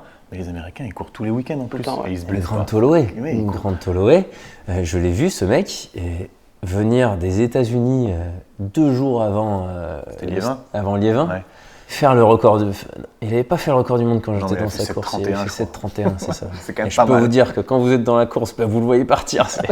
Il n'avait pas le décalage dans les jambes. C'est ouf. Et tout simplement, le mec, il enchaîne après toutes les courses. Il fait tout le circuit européen. Il va faire une petite course à Boston, par-ci, par-là. Il revient, il refait. Ouais, c'est vrai. Et ils ont un savoir-faire comme ça qu'on n'a pas encore. Et c'est vrai que des fois, j'aimerais bien demander à des Français comme Sirena, par exemple, de savoir. Carrément. Parce qu'elle, avant les championnats du monde qu'elle a gagnés, elle s'entraînait aux États-Unis et elle avait fait pareil. C'est-à-dire qu'elle était venue aux États-Unis le jour avant sa course. Et c'est vrai que nous, on ne fait pas ça. On y va 10 jours avant pour s'adapter. Mais c'est vrai que quand tu arrives le jour même, en fait, tu n'as pas d'adaptation. Tu dors toute la journée, tu fais ta course le soir et tu n'as pas le temps d'être pris par le décalage. Mais c'est un savoir-faire que je n'ai pas creusé. Ouais. Mais je pense que déjà, leur démographie, leur pays, les incite à ça. Parce que quand tu vas faire une compétition à New York et qu'après tu vas à San Diego, tu as déjà 3 ou 4 heures de décalage horaire. Tu es habitué en fait à jongler entre les grands déplacements, les décalages. Et depuis que tu es étudiant, tu fais ça Donc c'est normal pour toi, alors que nous, c'est un peu exceptionnel, on a un peu frileux. Ouais, c'est de l'adaptation en fait. Ouais, et ils sont adaptés, eux, ils s'en foutent. Ouais, c'est ça. Donc je pense que c'est une explication. On devrait être un pays plus grand, avoir plus de fuseaux C'est ça. horaires. Faut qu'on conquérisse le monde. Faut prendre pas toute gagné. l'Europe, quoi. Et encore, on serait pas aussi grand que les États-Unis, donc. C'est pas gagné. Moi, j'ai une question un peu pour toi, Kevin, parce que on sait, les auditeurs qui nous écoutent, là, peut-être sont pas ultra spécialistes DE, mais on a un 7 appuis sur un départ. C'est la plupart des athlètes font ça maintenant. Avant, c'était du 8 appuis sur le départ première haie, 13,72 m. Qu'est-ce qui fait qu'un grand Holloway arrive plus vite sur la première haie que un Sacha Zoya, qui ont le même nombre d'appuis? Je pense qu'il y en a beaucoup qui se posent la question et il faudrait qu'on arrive à se dire, ben voilà, pour simplifier, comment on peut expliquer ça?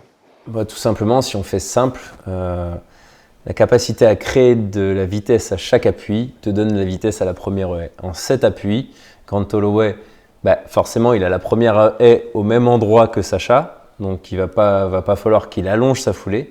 Par contre, il a une plus grande force, une plus grande capacité à créer de la vitesse à chaque foulée pour qu'à la 7e, il arrive plus vite. Et il y a quelque chose chez Grant Holloway qui est incroyable, c'est qu'il est grand et que son bassin est très haut.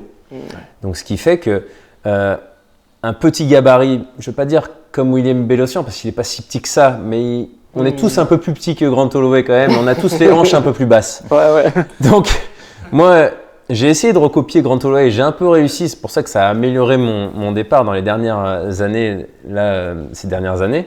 C'est que vraiment, quand je regarde Grant Holloway, le sprint, c'est simple.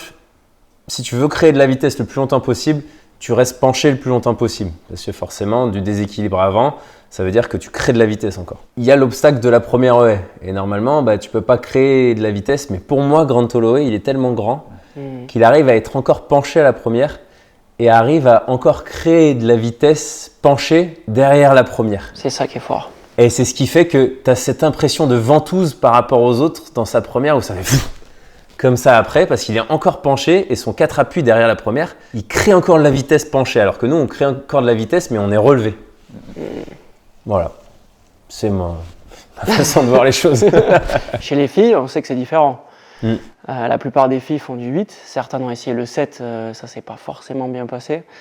Comment toi tu vois un peu les féminines, c'est différent que les... C'est du sprint les féminines. C'est différent. Moi je trouve ça dommage et je trouve que je sais pas à quel moment on a inventé les haies et à quel moment on a estimé la hauteur des garçons et la hauteur des filles. Ça ce serait un débat carrément. Mais pour moi c'est pas le même sport chez les filles et chez les garçons parce qu'on a sous-estimé les filles et on leur a mis des haies trop basses. Et la beauté du franchissement de haies des garçons, on l'a pas chez les femmes parce que c'est trop bas pour elles.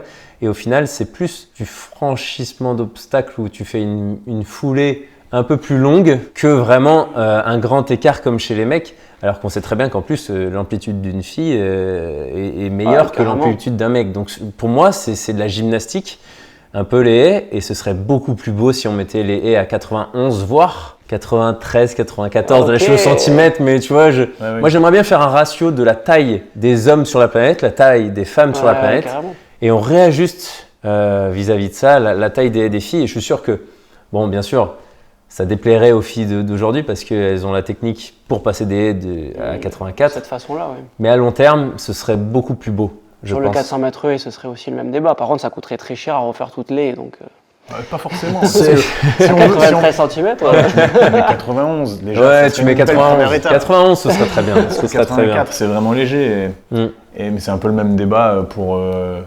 On va pas rentrer dans ce débat-là non plus, mais pour le décathlon féminin ou peut-être. Exactement. C'est à un moment donné, on est dans une ère, une nouvelle époque où il y a même beaucoup de filles qui sont pour. Même lancer de disque féminin, il y a eu un débat là-dessus pour augmenter le poids de la charge, ouais. Parce que c'est le seul record où il est plus loin que celui des garçons. Peut-être que ça fait mal à l'ego des garçons. C'est possible. Pour ça. C'est possible. C'est à un moment donné, je pense qu'il y a eu vraiment un moment où les filles se sont mis au sport, où les esprits se sont ouverts, on va dire. Et je trouve qu'on est encore en décalage vis-à-vis du sport, parce que c'est sûr que pourquoi les hommes font du décathlon et les filles font de l'heptathlon. À un moment donné, l'IAAF parlait de faire 8 épreuves pour les deux. Nous, les décathloniens, on est totalement contre, parce que enlever la perche et le disque, c'est quand même, ça change tout le décathlon et ça change la longueur du décathlon et la difficulté du décathlon surtout. Et nous, c'est ça qu'on veut garder. C'est se retirer vers le bas plutôt que de tirer tout le monde vers le haut. Donc, Je pense aussi.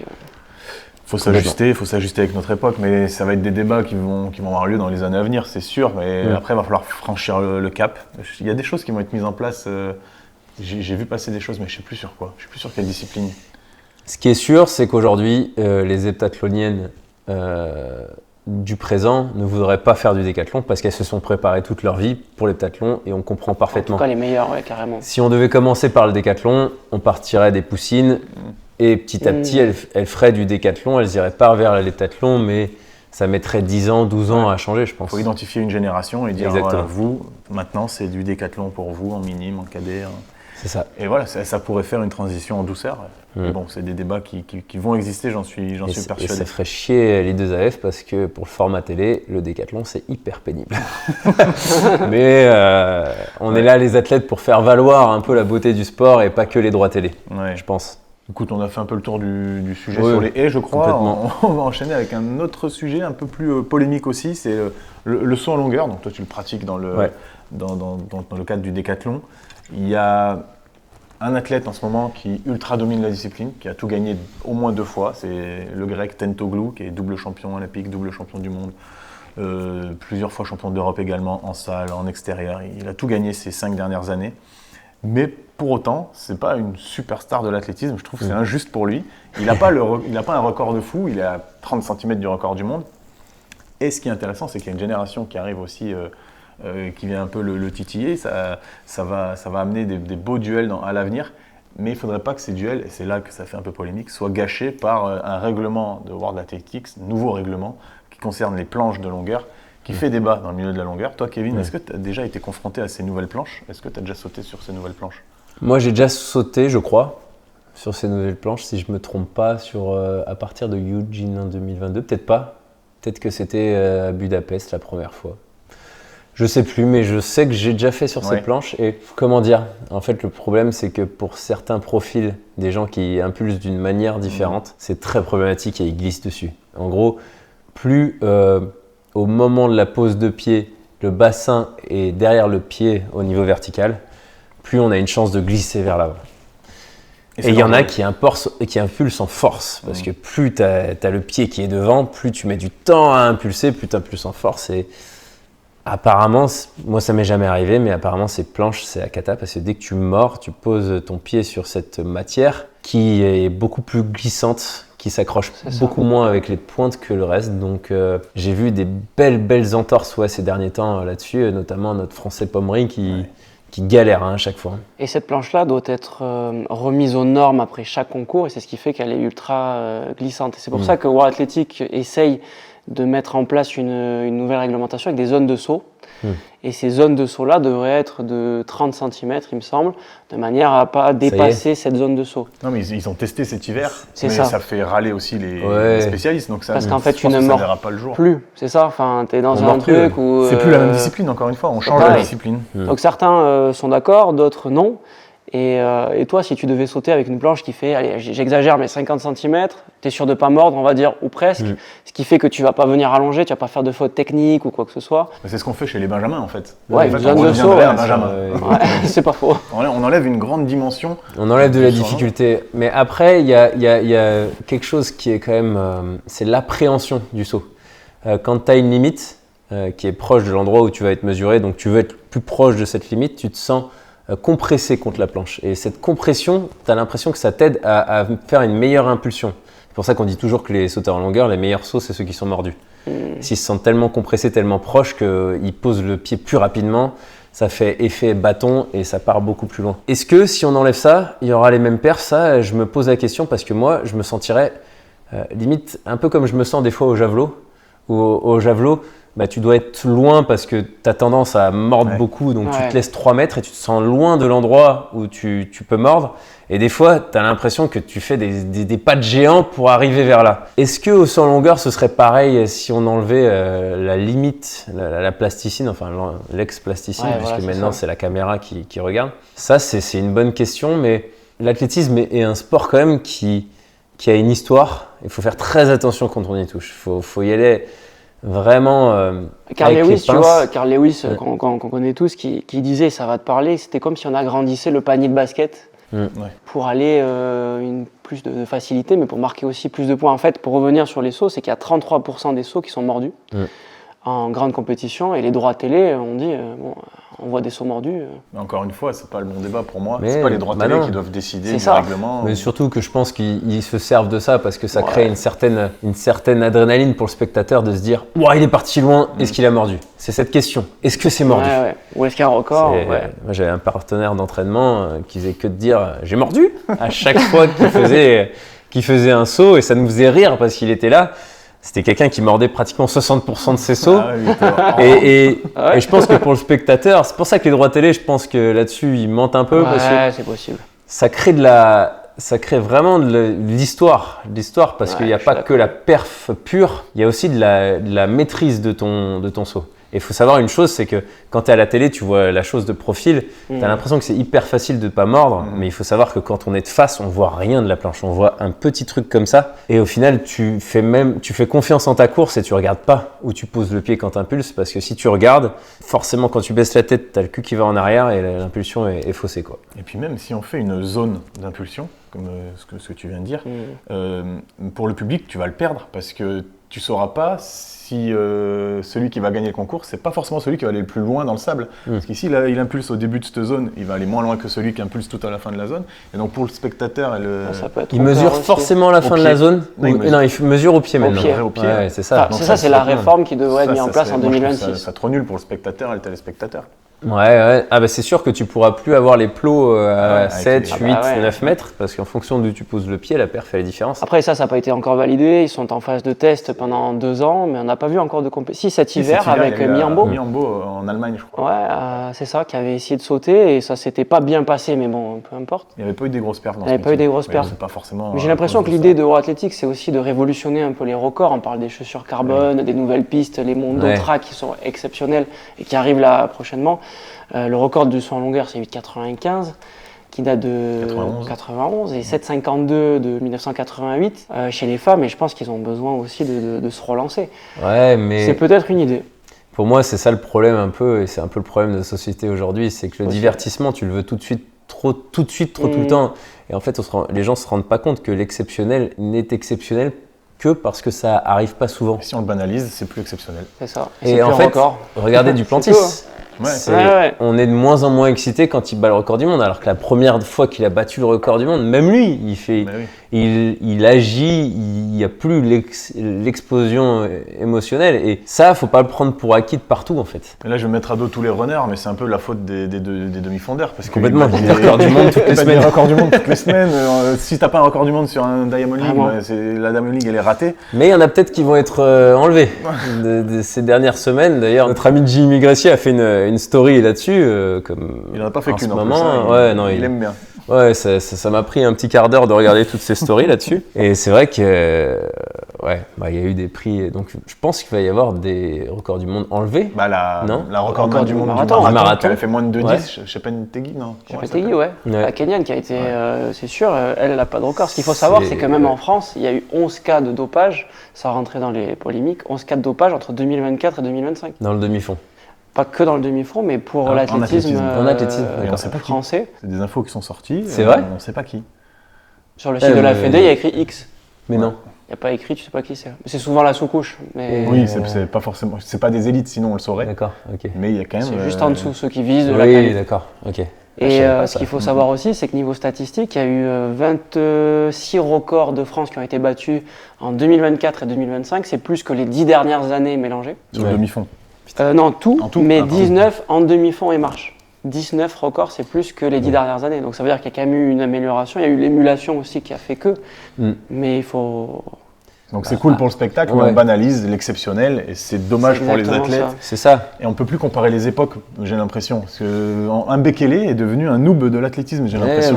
Alors que putain. Non, parce que Bekele, tu me le dis et ça me donne les frissons parce qu'on se rappelle de ses fins de course. Et de toute façon, il y avait la manière, il n'y a pas que le chrono. Mais en fait, moi, ce qui m'attriste. Pas m'attriste parce qu'il faut vivre avec son temps. On aura toujours du meilleur matériel, etc. Mais il ne faut pas vouloir forcer les choses.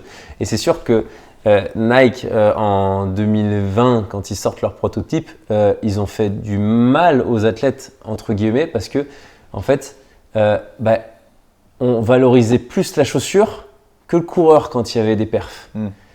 Et c'est vrai que, au final, il a fallu un rééquilibrage où il y a eu des meilleurs temps pour que les athlètes soient remis en avant petit à petit parce que la technologie restagnait en fait. Et puis il était la même pour tout le monde. Parce qu'au Exactement. début, en plus, il y avait le décalage de ceux qui avaient, ceux qui n'avaient pas. C'est Je ça. me souviens à Tokyo, je crois que sur le 4x400 mètres féminin, les Polonaises étaient toutes obligées contractuellement d'avoir les nouvelles points de carbone. Là où les Françaises, il y en avait, je crois qu'il y avait qu'une athlète qui avait des points de carbone. Et c'était du coup, on s'était dit, tout le monde ne l'avait pas reçu. C'est pas équitable. Complètement. Ça, c'est vrai. Ouais, non, c'est sûr. Après, encore une fois, moi, je comprends totalement la marque. Quand elle est là, elle a trouvé une technologie révolutionnaire. Je comprends totalement. C'est comme l'année où ils ont découvert le tartan. Forcément, tu as envie de commercialiser quelque chose qui marche. Hein. C'est totalement normal. Pareil. Juste pour revenir sur le saut en longueur et sur Tentoglu, il y en a pas mal des spécialistes qui disent que c'est la technique parfaite ou presque. Toi, qu'est-ce que tu en penses sur ce double ciseau? Toi, tu fais encore le ciseau simple. Est-ce que toi, avec ce double ciseau, est-ce que tu irais plus loin en s'inspirant de lui? Alors moi, je trouve que les spécialistes comme le grand public valorisent beaucoup trop ce qui se passe dans l'air et pas assez ce qui se passe sur la planche. Okay. Parce qu'on n'est pas des oiseaux. Quand on est en l'air, on n'a pas beaucoup on peut pas beaucoup utiliser l'air pour avancer plus loin. C'est-à-dire que tout ce qui se passe en l'air résulte du moment de la course et de l'impulsion. Et alors bien sûr, ce moment de l'impulsion, Tentoglu, de vouloir faire un double ciseau, ça l'aide à être plus complet dans son saut et dans sa fin de course. Donc c'est sûr. En fait, le truc, c'est que Tentoglu, on a l'impression qu'il peut faire des sauts à 8,50 m assurés. C'est vrai. Alors qu'un autre, il va tout donner. À tout moment, tu as le genou, cheville qui pète ou qui se comment on appelle ça quand d'un seul coup il se plie le genou alors que il avait voulu être fort à l'impulsion. On voit beaucoup de sauts ratés ou sauts de la tête la première. Est-ce que tu as vu une fois Tentoglu partir? C'est tout le temps pareil. Et en fait, c'est pour moi, c'est l'athlète le plus sûr. Et tout à l'heure, on parlait de Duplantis, on mettait en avant sa vitesse, sa manière de sauter, etc. Pour moi, c'est pas du tout pareil. Là, c'est vraiment que tu as l'impression qu'il a 90%, il arrive à faire 8,50 m à 90%. Et à chaque fois, je sais pas, il y a quelque chose. Même si cette saison, début de saison, il a quand même eu du mal à sortir, et même cet hiver. Mais bon, après, c'est pareil, c'est ce qu'on disait peut-être aussi sur Holloway. On a une année après les jeux, il y a toujours une sorte de décompression. Regarde nos Français, Renel Lamotte n'a pas encore fait un 800 mètres, Sirena, pareil. On a beaucoup de Français qui ont réussi au jeu, qui ont du mal à repartir, et je les comprends totalement parce qu'il faut se rendre compte que la dette nerveuse d'un Jeux Olympiques réussi, c'est quelque chose de très difficile à remonter après. Ouais, c'est l'année un petit peu pour aussi décompresser. Complètement. Souvent. Kevin, sur le saut en longueur, il y a aussi un mec qui est quand même sacrément fort en individuel, c'est un décathlonien, Simon Ehammer, qui a sauté les 8,45 m déjà dans sa carrière. C'est un décathlonien qui fait de la longueur ou c'est un sauteur en longueur qui fait du décathlon pour toi? Franchement, s'il y a bien un mec qui est la définition du décathlonien et même je dirais du décathlonien heureux, c'est Hammer. Ce mec-là, dès qu'il fait un décathlon, il a le sourire beaucoup plus que quand il fait un concours de longueur. Je ne sais pas si vous avez remarqué. C'est vrai. Et son énorme problème, c'est pour ça que je l'appelle pas forcément un spécialiste de la longueur, c'est que toutes ces bonnes perfs de longueur, il les fait en décathlon. C'est vrai. Et ça, on le voit chez tous les décathloniens. Quand on fait un concours hors décathlon, il n'y a pas l'impact des points dans notre tête et du coup, beaucoup moins d'adrénaline, etc. Et donc, c'est pour ça que moi, je dirais c'est un vrai décathlonien. Et surtout, cette année, il a encore battu le record de Suisse à Godzis. 8575 points. Et là, à partir du 8500, il y a encore quand il était à 8300 qui faisait des 37 au disque et des 55 au javelot, même si il n'a pas énormément progressé non plus, mais il a bien progressé quand même. Là, à plus de 8500, on peut dire que c'est un vrai décathlonien. Et encore une fois, on sent vraiment qu'il se fait beaucoup plus plaisir sur le décathlon que sur les concours de longueur. Moi, je trouve quand même qu'il sort beaucoup trop en compétition. On en a parlé dans un précédent podcast. Je trouve qu'il fait beaucoup de choses. On a l'impression que là, il est dans l'euphorie, ce que tu disais, tout le temps content. Mais là, on le voit tout le temps maintenant, quoi. Il est un peu dans un momentum. On a envie de lui dire fais gaffe, Ouais, mec, fais gaffe parce que ça c'est, peut s'écrouler. Ouais, mais ça, c'est parce qu'on est des C'est en vieux, septembre. on est des vieux croutons. Peut-être. On est tous comme ça. En fait, c'est la fougue de la jeunesse. Ce mec, je comprends. Ouais, Hein. c'est vrai. Il progresse de partout. Il a pas l'air d'être blessé.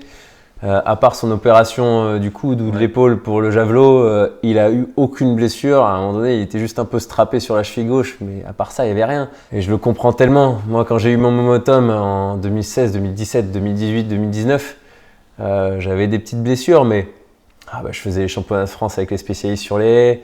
Je voulais faire toutes les compétitions, je m'éclatais, je me régalais. Et il y a ce côté plaisir aussi dans l'athlétisme qu'il faut mettre en avant parce que tu joues au basket, tu joues au hockey sur glace, au tennis, mais tu fais du décathlon, tu fais de l'athlétisme et le plaisir doit prendre une petite part parce que je pense que c'est un pourcentage de performance quand même élevé. Je suis d'accord avec toi et en même temps pas d'accord. Il devrait se préserver, mais je le comprends tellement. Il se régale quoi. Ouais, ça se voit, il kiffe. Il kiffe les moments. Oui. Puis il a l'air, je sais pas, tu le connais mieux que moi ou que nous, mais il a l'air cool. En fait, la première fois que je l'ai rencontré, c'était à Toruń en 2021, salle, quand j'étais champion au championnat d'Europe à Toruń en salle. Ouais. Et franchement, je vais pas te cacher que la première fois que j'ai vu, je me suis dit putain, c'est un petit con. Ah merde. Parce que dans la chambre d'appel, avant le 60 mètres, il est là et il regardait tout le monde en souriant comme ça, en mode je vais te fumer, toi, tu vois. Et je le connaissais pas en fait, et je me rendais. Et en fait, je crois que j'étais pareil à son âge. Oh, ok. Parce que j'adorais les chambres d'appel, ce moment où tu es dans une pièce assez renfermée quand même, avec tous les athlètes et ça pue la pression. Le stress, et moi, j'adorais sentir la pression des autres et je m'en nourrissais. Et je pense que j'avais le sourire aussi. Et en fait, quand je lui ai parlé une demi-heure après dans le concours de longueur et que ça va, quoi. nos perfs, elles sortaient pas et je les regardais, j'ai dit mais qu'est-ce qu'on a là? Et que là, il s'est chauffé, il a fait 7,80 direct, il m'a mis une pression de dingue et moi après j'ai fait une meilleure perf. Okay. Là, je me suis dit bon, c'est un bon mec. Et il a fini combien? Il fait 0 à la perche. Il avait fait 0 à la perche. Ah merde. Bon. Ouais, c'était sa période difficile à la perche comme Scott Hain plus tard. Ouais, il a pas eu de chance parce qu'il fait aussi 0 au saut en longueur à Istanbul. Il m'a donné 2 médailles sur un plateau, 2 médailles d'or. Ouais. Vraiment facilement gagné quoi. Du bon vieux et Hammer. Ouais. Et pour finir un petit peu le tour sur le saut en longueur, il y a un mec qui est en train d'émerger un peu au plus haut niveau, un petit jeune là, ça fait 2-3 ans qu'on le voit monter, c'est Mattia Furlani, l'Italien. Est-ce que toi tu le suis un petit peu, Kevin? Parce que c'est quand même quelqu'un sur qui on a posé beaucoup d'espoir et qui a fait des médailles au JO, il finit 2 ou 3e je crois, il fait podium, ça c'est une certitude. Aux Europes, il fait vice-champion d'Europe derrière Tentoglou de toute façon à chaque fois. Hein. Mais voilà, c'est la nouvelle génération. Comment tu le vois d'un quel œil en tout cas ce Mattia Furlani, toi? En fait, quand on a vu ses premières vidéos tous sur Instagram là, de son saut, c'était quand? C'était peut-être avant 2022 Oui, il était cadet, il avait fait 8,04. Ouais, voilà.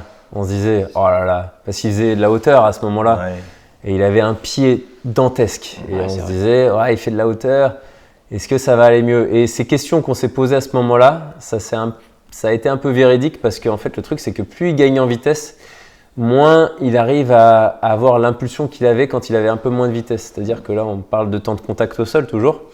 Son temps de contact au sol est très long. Mais quand on est au saut en longueur, on arrive déjà ici. Il faut que ça soit très rapide pour impulser. Et c'est là que ça devient difficile. J'ai l'impression qu'il gagne en vitesse et qu'il est de moins en moins régulier au saut en longueur. On sent que ça peut sortir à n'importe quel moment. J'ai cette impression-là. C'est du travail, il est jeune. Donc je pense qu'il va être très très fort. Mais je pense que c'est toujours pareil, on veut tout de suite. Et ce mec-là, il est très jeune. Et encore une fois, plus il va mettre de temps à sortir sa perf, plus on va être content quand il l'aura sorti. Ça va sortir. C'est vrai qu'il est champion du monde. Et je pense que ça va sortir. Ouais, je pense aussi. C'est bien, il fait champion du monde. Oui, c'est vrai, on est en train de dire qu'il stagne, mais c'est parce que nous, il est champion du monde. Mais pour l'instant, il fait 34, je crois. Il est champion du monde en titre, en nanjing. Il est 3e des Jeux Olympiques à Paris, vice-champion d'Europe, aussi en salle. C'est pas mal pour un junior. Moi, je le trouve. C'est n'importe quoi. Il est toujours junior là. Ah, d'accord. Non. Espoir. Il a 20 ans, ouais. Moi, je vais être un peu plus dur que vous. J'ai nuancé un peu ça et je le trouve dans une démarche qui est un peu différente. Avant, il était un peu foufou, il courait, il sautait avec cette hauteur là de bassin que tu disais et cet angle. Et là, j'ai l'impression qu'il est en train un peu trop de cogiter. Peut-être que c'est l'âge qui fait ça. Moi, je m'attendais déjà à 8,50, 8,60. Peut-être que ça va arriver cet été. Mais pour moi, c'est le seul sur le plateau des athlètes vraiment qui peut potentiellement battre le record du monde. Pour moi, c'était le seul. Il y avait Echevarria qui a arrêté sa carrière. Il a ressauté à 8 mètres. 8 mètres, il a fait, bon. Mais pour moi, c'est ça. Et j'ai envie vraiment de voir un gamin qui fasse 8,50, 8,60 pour aller espérer faire peut-être 9 mètres. S'il stagne, entre guillemets, ce qui est déjà exceptionnel à 8,20, 8,30, je le vois mal faire 9 mètres. En fait, le truc, c'est qu'on le voit stagner, mais je pense que pour progresser à un moment donné, parce que comme tu dis, il avait la fougue de la jeunesse, mais à un moment donné, il faut aussi se dire que quand tu travailles quelque chose de technique, bien sûr, tu réfléchis plus. Et en fait, pour que quelque chose s'automatise et que ça devienne mécanique et qu'il n'ait plus rien à penser et qu'il refasse des sauts, comme tu dis, irréfléchis de son début de carrière, ouais. Je pense qu'il va falloir passer par ce moment-là où il va devoir avoir des intentions très fortes. Mais ces intentions, elles vont lui demander de l'effort psychique qui va faire que l'action sera plus décortiquée, moins naturelle et qui fera qu'il stagne comme en ce moment. De toute façon, c'est par palier qu'on progresse en général.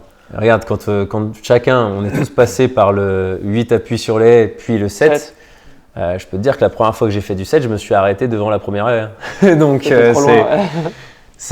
moi je pense que c'est bien. Lui d'un côté ça va le frustrer et par la suite ça va l'aider.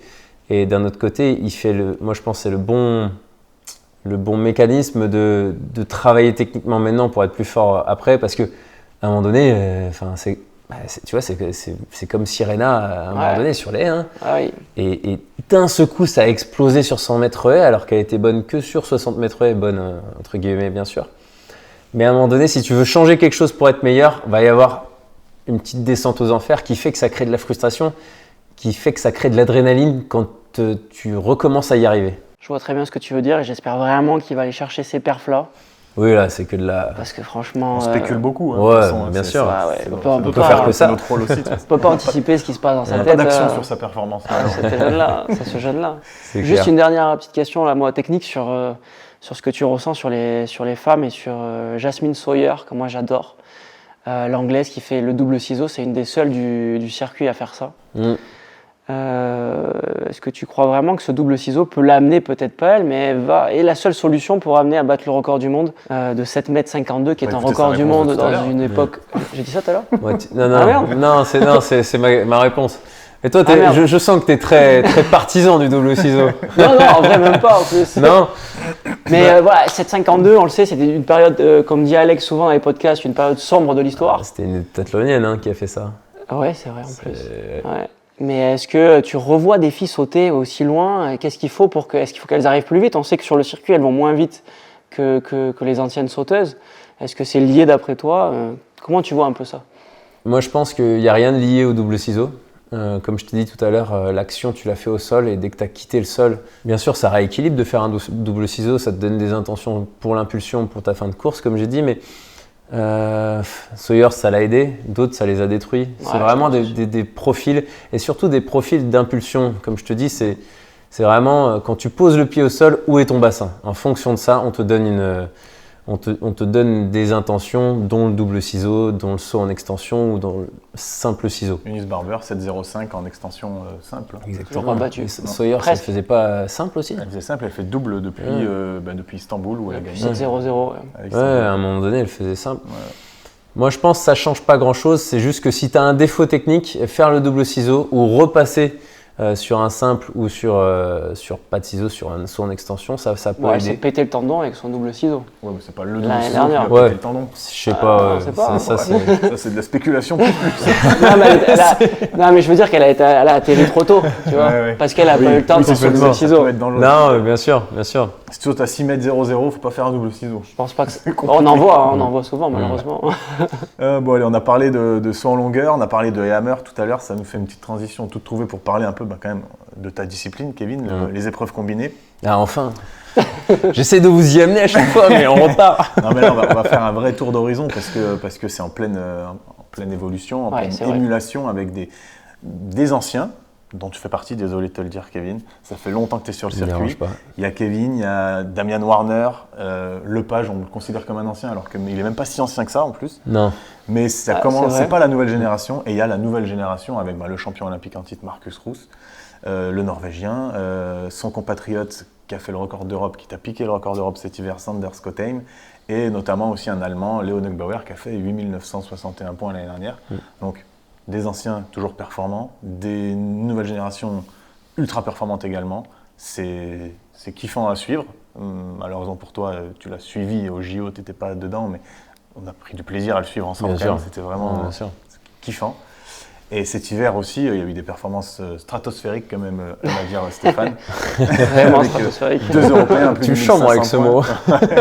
Il en a pas. T'as pas de personnalité. Mais ouais, c'est quoi ton regard, toi, à l'heure actuelle, sur les épreuves combinées masculines, pour commencer? Il y a un essor dans le décathlon masculin qui est énorme. Il n'y a pas de perte de pointe. 8961 points, je dis que c'est pas une perte de pointe, mais écoutez-moi bien, je vais dire dans les championnats, parce que moi, une perf sortie en championnat, c'est pas pareil que dans un meeting. Bon, là, je suis en train de m'enlever le record du monde moi-même. Comment dire, en ce moment, il n'y a pas de perte de pointe où pour l'instant, il n'y a personne qui se rapproche du record du monde. Mais alors, il y a une densité que j'ai jamais vue. Avant, tu faisais 8500 points, tu gagnais Go10. C'est vrai. Maintenant, tu fais combien si tu as 8500 points? Je pense que tu es peut-être dans les 5e, alors que c'est juste un meeting, c'est même pas encore le championnat. Donc, en fait, il y a un savoir-faire, et j'espère que j'ai été un petit peu acteur et que des gens ont pris chez Ashton Eaton, chez Damien Warner, chez les anciens des anciens, hein, chez Clay, chez Trey Hardy, Burley, tous ces grands du décathlon. Et maintenant, il y a une densité incroyable. Et de là, il en ressort mes petits chouchous parce qu'ils sont très bons en technique et ils progressent chaque année en technique. Et pour moi, le décathlon, c'est apprendre le plus vite possible les 10 épreuves parce que 10 vies ne suffiraient pas à être un spécialiste dans les 10 épreuves. Donc, clairement, en ce moment, moi, Routh et Scott Haim, pour moi, c'est les grands décathloniens du futur. D'ailleurs, Scott Haim, quand il est juste derrière moi au championnat d'Europe à Istanbul, je lui dis direct, t'es l'avenir du décathlon parce que je le vois chaque année progresser dans toutes les disciplines et surtout les lancers. Parce qu'il y a quelque chose qui différencie les deux Norvégiens des autres très bons en décathlon, c'est qu'ils progressent en lancer chaque année. Et c'est le problème de pratiquement cette deuxième journée avec le disque, la perche et le javelot, c'est le problème de tous les décathloniens en ce moment. Et pour moi, ces deux Norvégiens, chaque année, ils rajoutent une petite pièce dans ces épreuves-là. Ils progressent dans les autres. Ils n'ont pas de réel point faible en fait. Et c'est ce qui fait la force du décathlonien, c'est quand tu perds pas de points. Alors c'est bien d'avoir une perte de points et de gagner des points, et c'est surtout d'être très régulier et de ne pas avoir d'épreuves où déjà, tu n'as pas une perte de points incroyable, mais quand tu as le stress de te dire ça va me faire perdre des points, tu te démunis et tu fais encore moins bien. On voit toujours Hammer, pendant pas mal d'années, il a fait 33 mètres au disque alors que son record c'était 41 mètres. Ouais, vraiment. Et moins tu maîtrises techniquement cette épreuve, plus tu as le stress pendant le décathlon, plus tu as la fatigue de la première journée dans les jambes, plus tu te démunis, plus tu fais des perfs mauvaises. Et c'est ce qui défavorise totalement les Neugbauer, Oui, parce que les Garland. Sur le papier, Neugbauer, c'est le plus fort. Mais sauf qu'il a, c'est un monstre. Il a un point faible qui est scandaleux, c'est le lancer de javelot. Il lance plus loin le disque que les javelots. C'est ce que j'allais dire. C'est le seul. C'est quand même improbable. C'est irréel. Parce que le disque, par contre, il est monstrueux.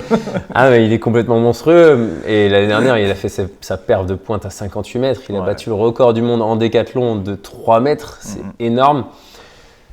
Mais Neugbauer, pour l'instant, moi, je veux le voir en championnat faire une perf. Parce que pour moi, un décathlonien qui ne sort pas son meilleur décathlon en championnat pour faire une médaille d'or, pour moi, c'est qu'il n'a pas encore montré son vrai potentiel. Et Routh et Scott Haim, ils n'ont plus à le montrer, ça. Est-ce que Neugbauer, il est encore universitaire? Non, il s'entraîne là-bas, mais il est plus L'année dernière, son 1961, il est universitaire. Alors, je ne sais pas ce qui se passe en universitaire. Je ne crache pas du tout sur la perf des universitaires. Mais il y a toujours une dégringolade, j'ai l'impression, entre le décathlon universitaire et les décathlons qui font après.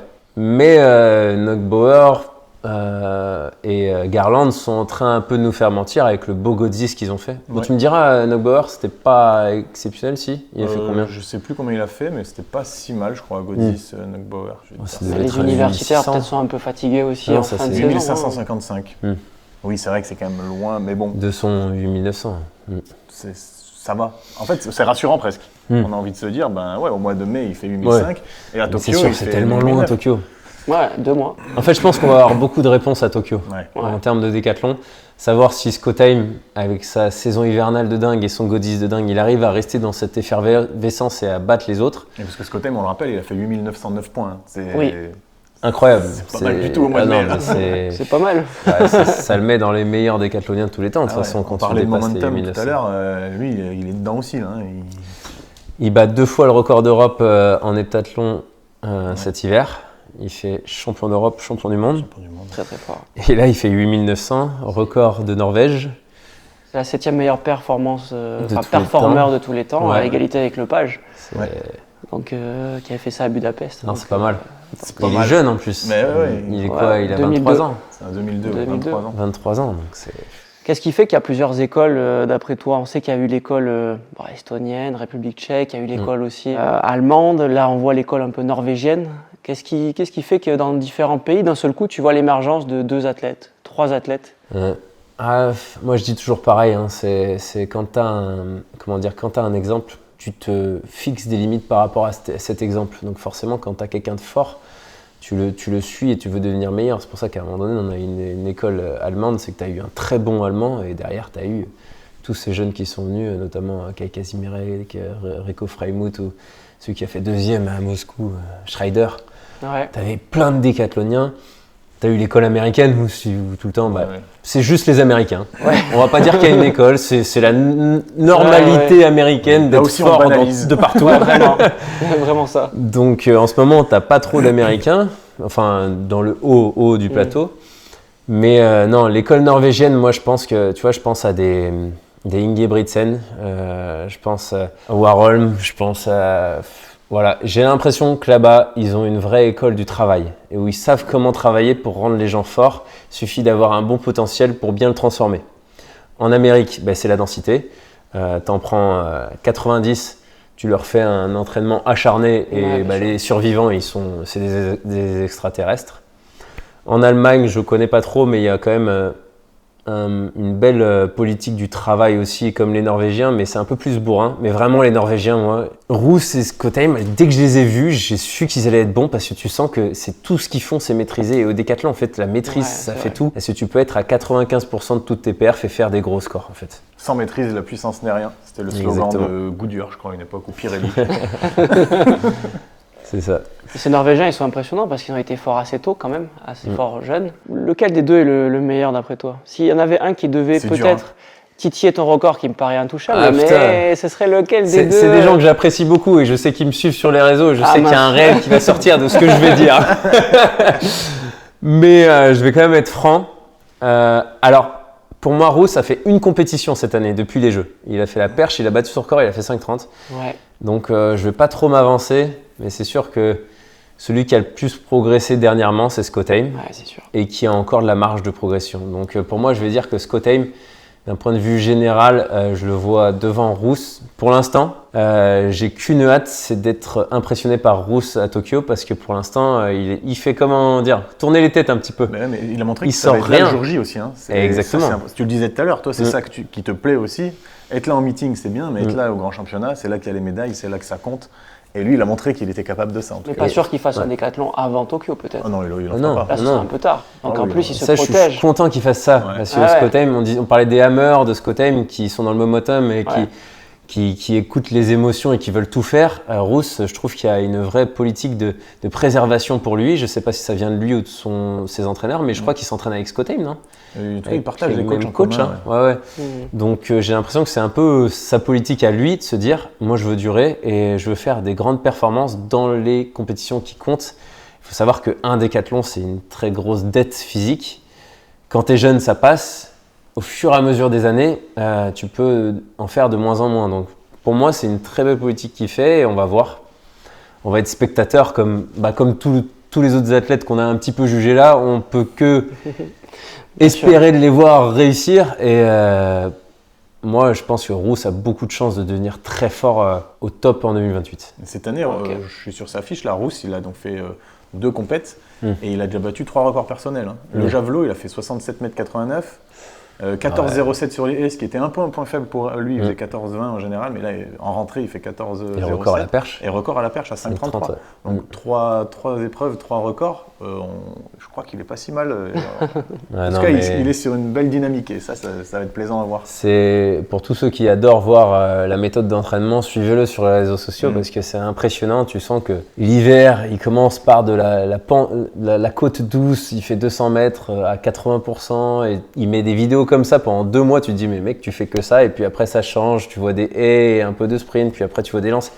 Tu sens vraiment que tout est phasé, tout est enregistré pour qu'il atteigne son pic au bon moment. Ouais, c'est construit. Et s'il commence à battre ses records 2 mois avant dans des compétitions, tu as moins d'adrénaline. Bien sûr. Franchement, à Tokyo, ça va être sympa.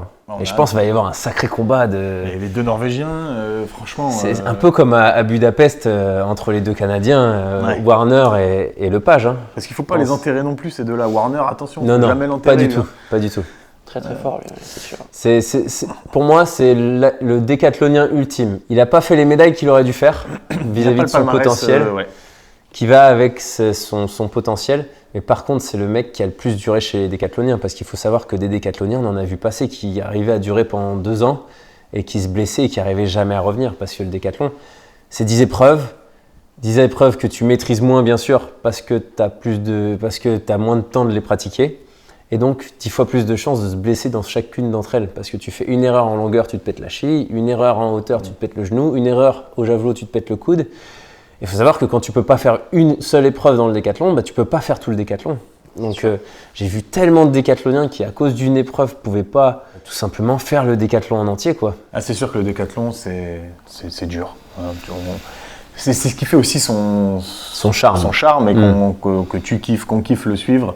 Et la dureté. Si les choses étaient faciles, on les apprécierait moins aussi. Complètement. Donc c'est quand même une bonne chose. Et il faut regarder ce positif-là des épreuves combinées. On a parlé beaucoup des garçons. Chez les filles, Kevin, on est peut-être à une transmission de témoins en ce moment, où il y a Nafissatou Thiam qui a ultra dominé la discipline depuis presque 10 ans. Depuis 2016, elle est championne olympique. Elle est encore championne olympique à Paris. Il y a eu une petite rivalité à une époque avec Katharina Johnson-Thompson, qui a été championne du monde, elle, à Doha en 2019. Et à Budapest. Double championne du monde. C'est vrai. Je ne vais pas minimiser la chose, mais je crois que Thiam n'était pas là à Budapest. Non, Thiam a fait l'impasse à cause du tournoi de Chine. C'est ça. Donc Johnson-Thompson, solide, mais bon, Thiam, GOAT des épreuves combinées féminines. Complètement.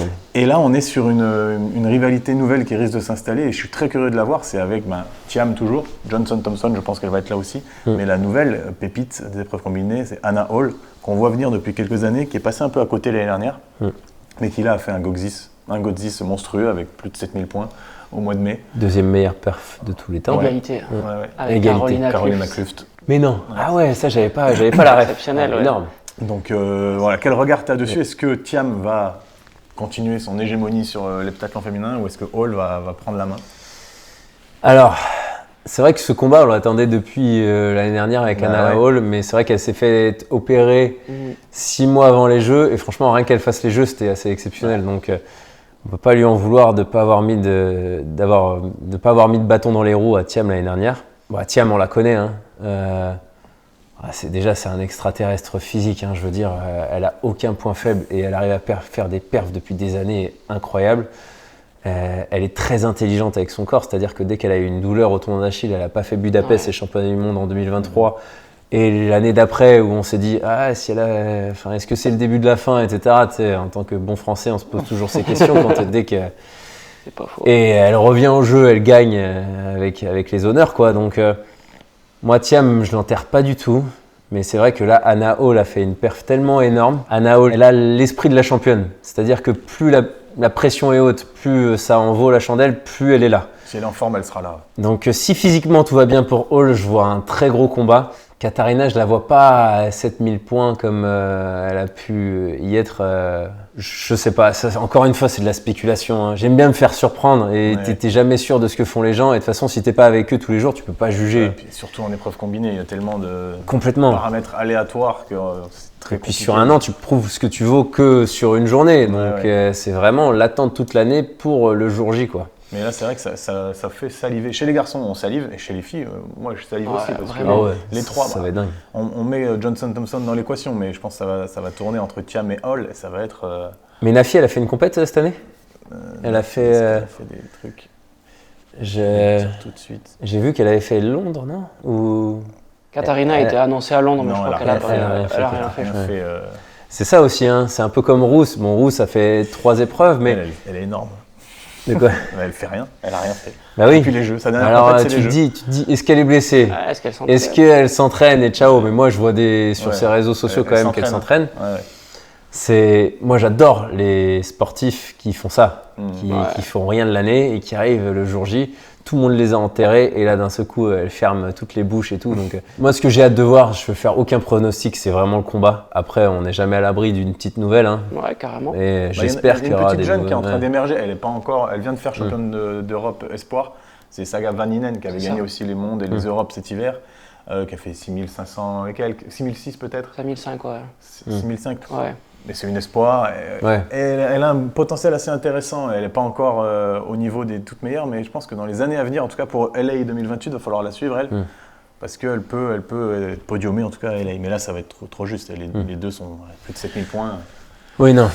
Sachant que- Je vois bien les ouais. deux, ce serait incroyable. ce serait trop beau. Les deux à J'allais 7000 dire. points. Ce serait... Ouais. Et puis Katharina, t'es jamais à l'abri non plus. Hein, parce que Kat, Oui. c'est tellement Une expérience. une grande championne ouais. que.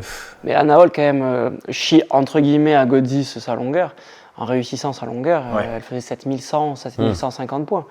Donc il y a Ouais, mais vraiment attention. un truc. Hein. En épreuve combinée. Attention, les épreuves Ouais, combinées c'est sans sûr. une épreuve foirée, c'est pas des épreuves combinées. donc, C'est vrai, c'est des preuves individuelles. il y Mais a Jackie tellement- Joyner, là on parle de 7000 points, mais Ouais. Jackie Joyner c'est 7291 points. oui, C'est un autre monde, c'est encore au-dessus quoi. Eh, c'était des Capassion, non, qui avaient fait un petit comparatif que ce que Hall devrait faire, Ouais. où elle devrait progresser. Elle est quand même loin du record du monde. Et c'est vrai que ce record du monde, c'était tellement une période un peu sombre où on se pose beaucoup de questions vrai. sur le dopage sans faire d'affirmation ou quoi que ce soit. Aujourd'hui, moi, Anna Hall, je la vois vraiment aussi. C'est un peu comme Wembanyama au basket. Quand elle court, quand elle saute, quand elle lance, c'est un peu désarticulé. C'est un peu. Techniquement, tu vois quelqu'un d'autre faire ça, tu veux le corriger. Mais ça marche tellement pour elle que tu te dis, mais en fait, son coach, il doit tellement aller dans son sens, même si, enfin, je veux dire, on voit qu'elle est grande, elle est toute fine, et tu sens que c'est tellement puissant qu'il y a des énergies qui vont dans tous les sens. Il y a de l'énergie qui va dans tous les sens, mais ça marche. Et tu te dis, mais moi, je me dis jusqu'où elle va aller parce qu'elle a beaucoup de marge technique encore, en fait. Bah ouais, elle a fait 6,44 en longueur, alors que c'est une fille qui doit faire 6,70. Ouais, 680, c'est déjà Donc, 100 points de plus de gagner quoi. Mais est-ce Mais bon, qu'elle va encore une fois, est-ce qu'elle va refaire 1m96 Ou 2,01 au 800. Ouais, Elle a voilà. fait 2,01 au 800. Et ça, on en parle. Ça, faut quand même en parler. Ouais, c'est faut vrai. quand même en parler. Parce ouais. que c'est. Il faut savoir une chose, c'est que les spécialistes des épreuves combinées sont quand même des sprinteurs et que même si on travaille en soi le demi-fond, on ne peut pas être aussi fort que les spécialistes en demi-fond. C'est antinomique par rapport au sprint. Plus tu travailles le sprint, moins tu es fort au demi-fond. Cette fille, elle a fait 2,01 au 800, toute seule, C'est fou. à la fin d'un heptathlon, avec un temps de passage de spécialiste 57, où quelques. elle craque pas tant que ça, mais forcément ça explose. C'est Tu crois qu'elle incroyable. t'aurait battu sur cette course? Peut-être que mon ego aurait essayé de la suivre, mais je pense que j'aurais totalement explosé. Ouais, Ah ouais. ouais bah, surtout, on va pas se cacher qu'en ce moment, ma plus grande problématique, c'est pas le demi-fond. Donc je travaille autre chose, j'aurais totalement explosé, elle m'aurait battu, sûr et certain. Ah, ok. C'est honnête. Bon, oui, non mais attendez, ce serait totalement. Non mais attends, même 2,01. 2,01, C'est pour faire c'est 2,35. au mieux. Ouais, c'est ça. Ouais, Grosso c'est ça. modo. Non mais 34, exactement, il n'y a que 35, 200 mètres de différence. Ouais, Hein, donc, ouais. Oui, elle t'aurait il y a fumé. beaucoup de décathloniens, il y a beaucoup de décathloniens qui ne le feraient pas. Hein. c'est clair. Même Ouais. si on va parler du 1000 mètres de. C'était quoi, de Torun de cet hiver où on a eu combien d'heptathloniens qui ont fait en dessous de 35 au 1000, ça a été incroyable. Ouais, Oui, c'est à vrai. Appeldoorn. Apeldoorn, Ouais, Apeldoorn, hein, aux Ouais, Pays-Bas. parce ouais. qu'Otheim a fait 2,32. De 32, je crois, ouais. ouais, il y en avait beaucoup derrière quoi. Alors que normalement, un énorme. mec qui fait 2,32, il n'y a personne derrière quoi. Même Hammer qui bat son record de 10 secondes. Ouais, finalement, fait un tour en moins. c'était mythique ce 1000 mètres. Ouais. Mais Anna Hall, ouais, moi je la trouve super impressionnante. J'ai l'impression que c'est un peu la révélation aussi de ces dernières années. Et elle vient aussi du 4H, enfin elle fait du 4H. Ouais, c'est ça, elle en a Ouais. pas assez. Tu vois. Ah, elle fait des Diamond League hein, en Ouais, hauteur. Cette passerelle, 4H. Ashton Eaton, il la faisait aussi. Il a Ouais. voulu finir sa carrière, il me semble, sur le 400. Non, c'est pas sa carrière, c'est en 2015 qu'il a fait ça, je crois, ou 2013. Non, Non, 2014. Entre 2015, entre il fait 2013 Pékin. et 2015. C'est 2014, ouais. Quand il y a les championnats Il n'y a d'Europe. pas de championnat international pour lui cette année-là, et donc il avait Et il choisi- gagne une Diamond League. Ouais. beau, 48-40. Premier je crois. décathlonien à gagner une Diamond League. Ok. N'importe Oh, quoique, il y a Yammer qui a peut-être dû. Ah, je sais pas, ouais. Peut-être. Mais en tout cas, c'était le premier Je sais pas. Eaton. Ah oui, complètement. C'est fou. Ouais. C'est fou, cette passerelle est folle. Ah bah, c'est Ashton, hein. Combiné, Ashton, dingue. Ashton, c'est simple, hein, c'était le plus gros potentiel de tous les temps. Ok. C'était l'athlète Oui. parfait. Le problème, c'est que par rapport aux Norvégiens, justement, ou par rapport à un mec comme moi, les Norvégiens et moi, on est des mecs qui sont physiquement beaucoup moins forts, mais on a une meilleure maîtrise technique que lui, ce qui lui a pas permis de faire un décathlon à 9300, 9400, comme on pouvait peut-être l'espérer pour lui. Hein. Ah ouais, ok. Ah oui. Je pense. Hein. D'accord. Ouais. On voyait au lancer de poids, il était un petit peu gauche. Bah, il faisait lançait du gauche, avec- droite, gauche, quoi. C'était même pas Ouais, c'est c'était vrai. la technique de ceux qui arrivent vraiment pas à faire du droite, droite, gauche. Ouais. Ouais, La ok. translation normale. Ouais. Ouais, non, c'est sûr que. Mais bon, 45-0-0 400. Ah, mais ça fait des points. Hein. Physiologiquement, c'était un C'est- animal. Ouais. Ça fait des points. Hein. C'est clair. Bon, messieurs, les épreuves combinées, c'était bien intéressant, là, que ce soit chez les filles, chez les garçons. On a hâte de voir Tokyo, tous les trois. Dans les épreuves combinées, il y a aussi des lancers. On n'en a pas beaucoup parlé là, dans tout ce podcast. Et cette année, il y a une discipline en lancer qui est en pleine révolution, j'ai envie de dire, c'est le lancer de disque. Ouais. Avec à Ramona, dans des conditions de vent assez incroyables, le record du monde masculin de Mikolas Alekna. Un mec comme Christian Shea qui fait des perfs régulièrement au-dessus de 70 mètres également. Stahl qui a l'air de revenir en forme. Le champion olympique jamaïcain Stone qui stagne un peu, mais on va voir ce que ça va donner. Et chez les femmes, Valérie Allman qui est imbattue, invaincue Métronome. invaincue depuis 29. 29 concours d'affilée où Ouais, elle, non. elle est invaincue. 29 concours Et d'affilée. souvent au dernier essai en plus. Bah, la Elle dernière s'est fois, souvent elle- sauvée au dernier essai. À Charletti, elle s'est sauvée au Paris, dernier ouais. essai d'un concours qui était mal embarqué pour elle. Bref, le lancer de disque, j'ai l'impression qu'il techniquement, il s'est passé quelque chose, Kevin. Ouais. Les garçons, en tout cas, ont compris quelque chose, ont inventé quelque chose qui fait que ça va très très loin maintenant. Moi je dirais que c'est depuis Stahl qui a quand même Ouais. banalisé entre guillemets le 70 mètres. Vraiment, je trouve que depuis ce moment-là, où on voyait beaucoup de championnats du monde dans les années 2010 qui se gagnaient en 67, 68. Maintenant, tu fais 67, 68, t'es pas du tout sûr de gagner. Tu vas même pas Et en finale, des fois. Oui, des fois. Donc, et d'un point de vue technique, j'ai beaucoup analysé ce qu'il faisait. J'ai jamais réussi à le refaire, donc j'ai peut-être pas tout compris. Mais ce qui est sûr, c'est qu'ils ont gagné en chemin de disque. Ouais. C'est sur cette première rotation à gauche, ils passent beaucoup plus loin. Et ce qui est hallucinant, c'est qu'avant, ils allaient vite, mais c'était étriqué. Ils faisaient un peu la toupie, comme on dit. Ils prenaient pas le temps d'avancer pour vraiment faire avancer le disque dans la dernière phase. Et ça partait toujours un peu trop tôt. Donc tu avais deux profils. Soit c'était lent et ça finissait bien, soit c'était rapide et c'était des mecs qui lançaient souvent dans la cage et qui faisaient des perfs, mais c'était pas du tout régulier. Là aujourd'hui, il y a les deux. Ça va très vite et c'est complet. Et ils ont compris quelque chose. Alors Alekna encore plus que les autres, j'ai l'impression. Vraiment, t'as l'impression que ça va vite quand tu décortiques et que tu mets au ralenti. C'est parfait techniquement et ça c'est très rare dans les lancers parce qu'il faut comprendre qu'au 100 longueur, c'est ton corps que tu envoies vers l'avant. Donc il n'y a pas d'histoire de patience et tout. Mais là, quand tu envoies un disque, un objet, il faut vraiment que le corps laisse place à l'objet petit à petit. Et c'est ça toute la difficulté.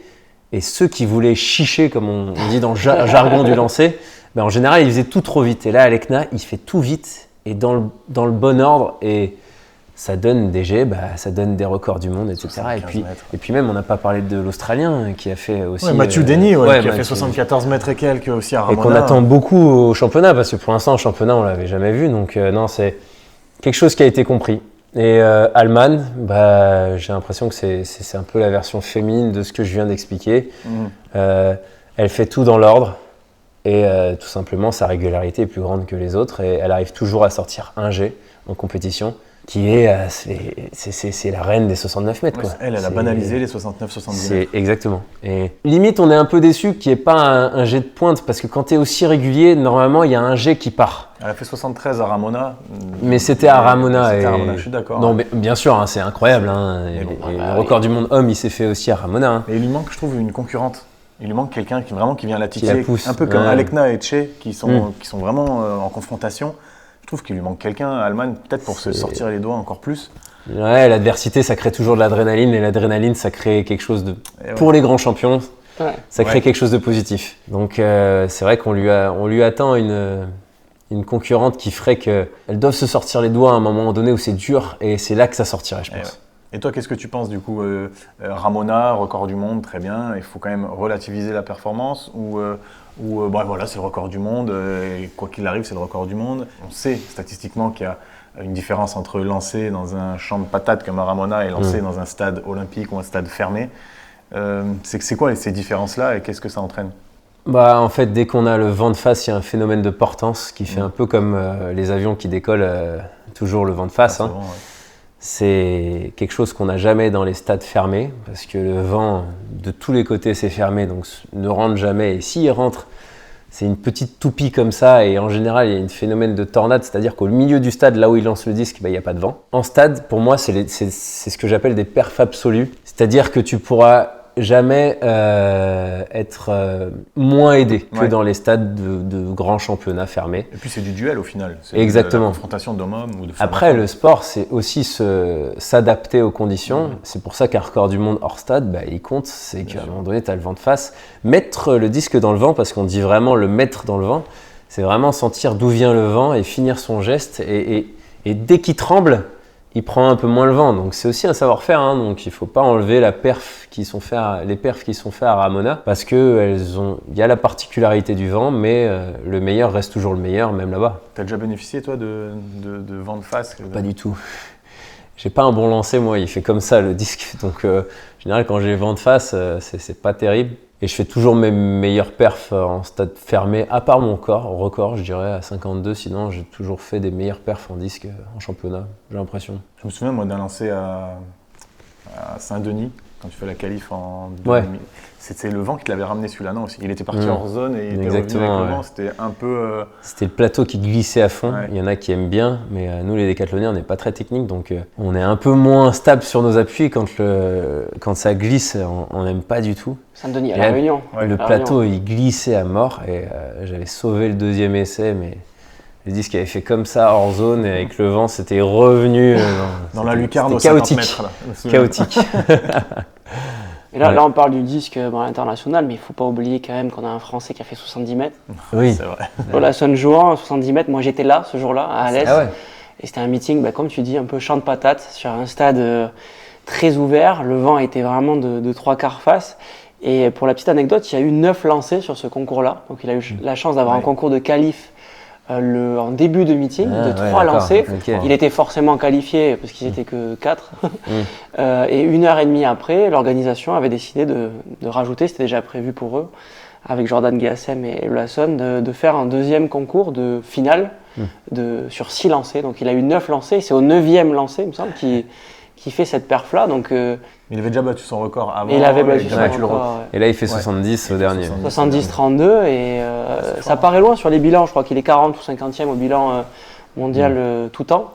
Mais ça reste une perf quand même pour un Français qui est assez exceptionnel. Ah c'est le record de France, de toute façon. Donc, mais le problème avec l'Olason, c'est que la semaine d'après, ça lui a un peu porté préjudice. La semaine d'après, à Madrid, à la Coupe d'Europe, il fait 58 mètres.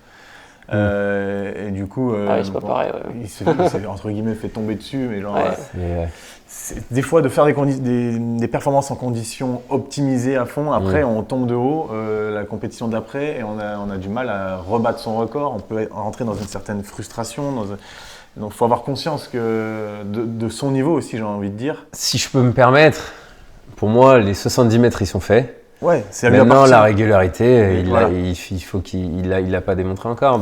L'année dernière, pareil, hein, il a fait une très belle perf de pointe, mais pour l'instant, il n'a pas trouvé ce truc dont on parlait au début, des lanceurs internationaux là, c'est Shea, Stahl, Alekna, qui sortent un 68 mètres à tous les voyages, quoi. T'as raison, la régularité entraîne la performance de pointe à un moment donné. Mais de toute façon, des mecs qui n'arrivent pas à être réguliers, ça va forcément porter préjudice lors du grand championnat, parce qu'en grand championnat, surtout dans les lancers, quand tu es stressé, tu as tendance à trembler, etc. Et moi, je trouve que ça sert vachement au saut en longueur, saut en hauteur, les sprints, parce que c'est vraiment animal. Mais au lancer, comme j'ai dit tout à l'heure, il faut une certaine un certain recul qui permet de faire partir l'engin et que ce soit pas toi qui pars. Et ça porte préjudice à ceux qui veulent trop en mettre le jour J, et ceux qui sont parfaits techniquement, ils passent au-dessus à chaque fois en grand championnat, c'est sûr et certain. Kevin, moi j'ai une dernière question, elle me fait un peu titiller depuis quelques temps, c'est de se dire, voilà, un décathlonien c'est 10 spécialités, on va dire. Toi, si tu devais en retenir qu'une, ce serait laquelle? Pourquoi? Et si tu devais te spécialiser dans une épreuve, déjà, est-ce que tu aurais pu le faire? Et ce serait laquelle? En fait, j'ai choisi le décathlon pas par hasard. Hein. C'est que moi, si tu me donnais 10 vies et que je pouvais faire une carrière de golfeur, une carrière de basketteur, une carrière de natation, une carrière de tennis, de beach volley et tout ce que tu veux, j'adorerais creuser tous les sports. Et j'ai eu la chance d'avoir un sport où il y en avait 10. Où j'ai pu creuser 10 sports, et ça, je suis très content de l'avoir fait. C'est pour ça que choisir une épreuve comme ça, c'est dur. Mais si je devais dire celle où je m'éclate le plus et celle où il y a le moins de blessures, je dirais que c'est la perche quand même. Okay. Parce que je viens quand même du monde du freeride, c'est-à-dire du ski, etc. Et c'est là que je ressens un peu les mêmes sensations que quand tu fais un big air ou quoi. Donc ouais, ce serait la perche. Pour toute l'euphorie qu'il y a autour de cette épreuve, mais là, ça me fait mal au cœur de cracher sur le javelot, sur la longueur, sur la hauteur, Ouais, en fait, sur le t'aurais choisi le poids, décathlon, sur le quoi. disque. En 400 aussi? Au final, je chierais juste un petit peu sur le 1500 et encore. Je sais que si je creusais dans le demi-fond, je prendrais un plaisir énorme. C'est juste que j'ai mis de côté pour être le décathlonien parfait. Pour moi, l'entraînement du décathlonien parfait, tu enlèves du demi-fond. Donc, c'est pour ça que j'aime moins le 1500, c'est parce que je l'approfondis moins, quoi. Surtout que tu as eu des sensations intéressantes quand tu étais jeune, parce que tu viens du cross. Voilà, tu sais ce que c'est d'être performant en demi-fond. Et tu as perdu ces sensations-là et ça fait mal. C'est la descente chaque année. Ça fait toujours plus mal. Mais surtout que la perche, avec ton record à 5,60, tu pourrais te rapprocher des minima peut-être à 5,82, ou si tu étais spécialiste pour des championnats du monde ou des Jeux Olympiques, où ça te paraît… Il y a vraiment un truc chez les décathloniens avec la perche qu'on se rend compte, c'est plus tu cours avec une perche, plus tu cours vite. Parce que c'est quand même quelque chose de courir avec un objet dans les mains, alors que nous, on est habitué à courir en se servant de nos mains.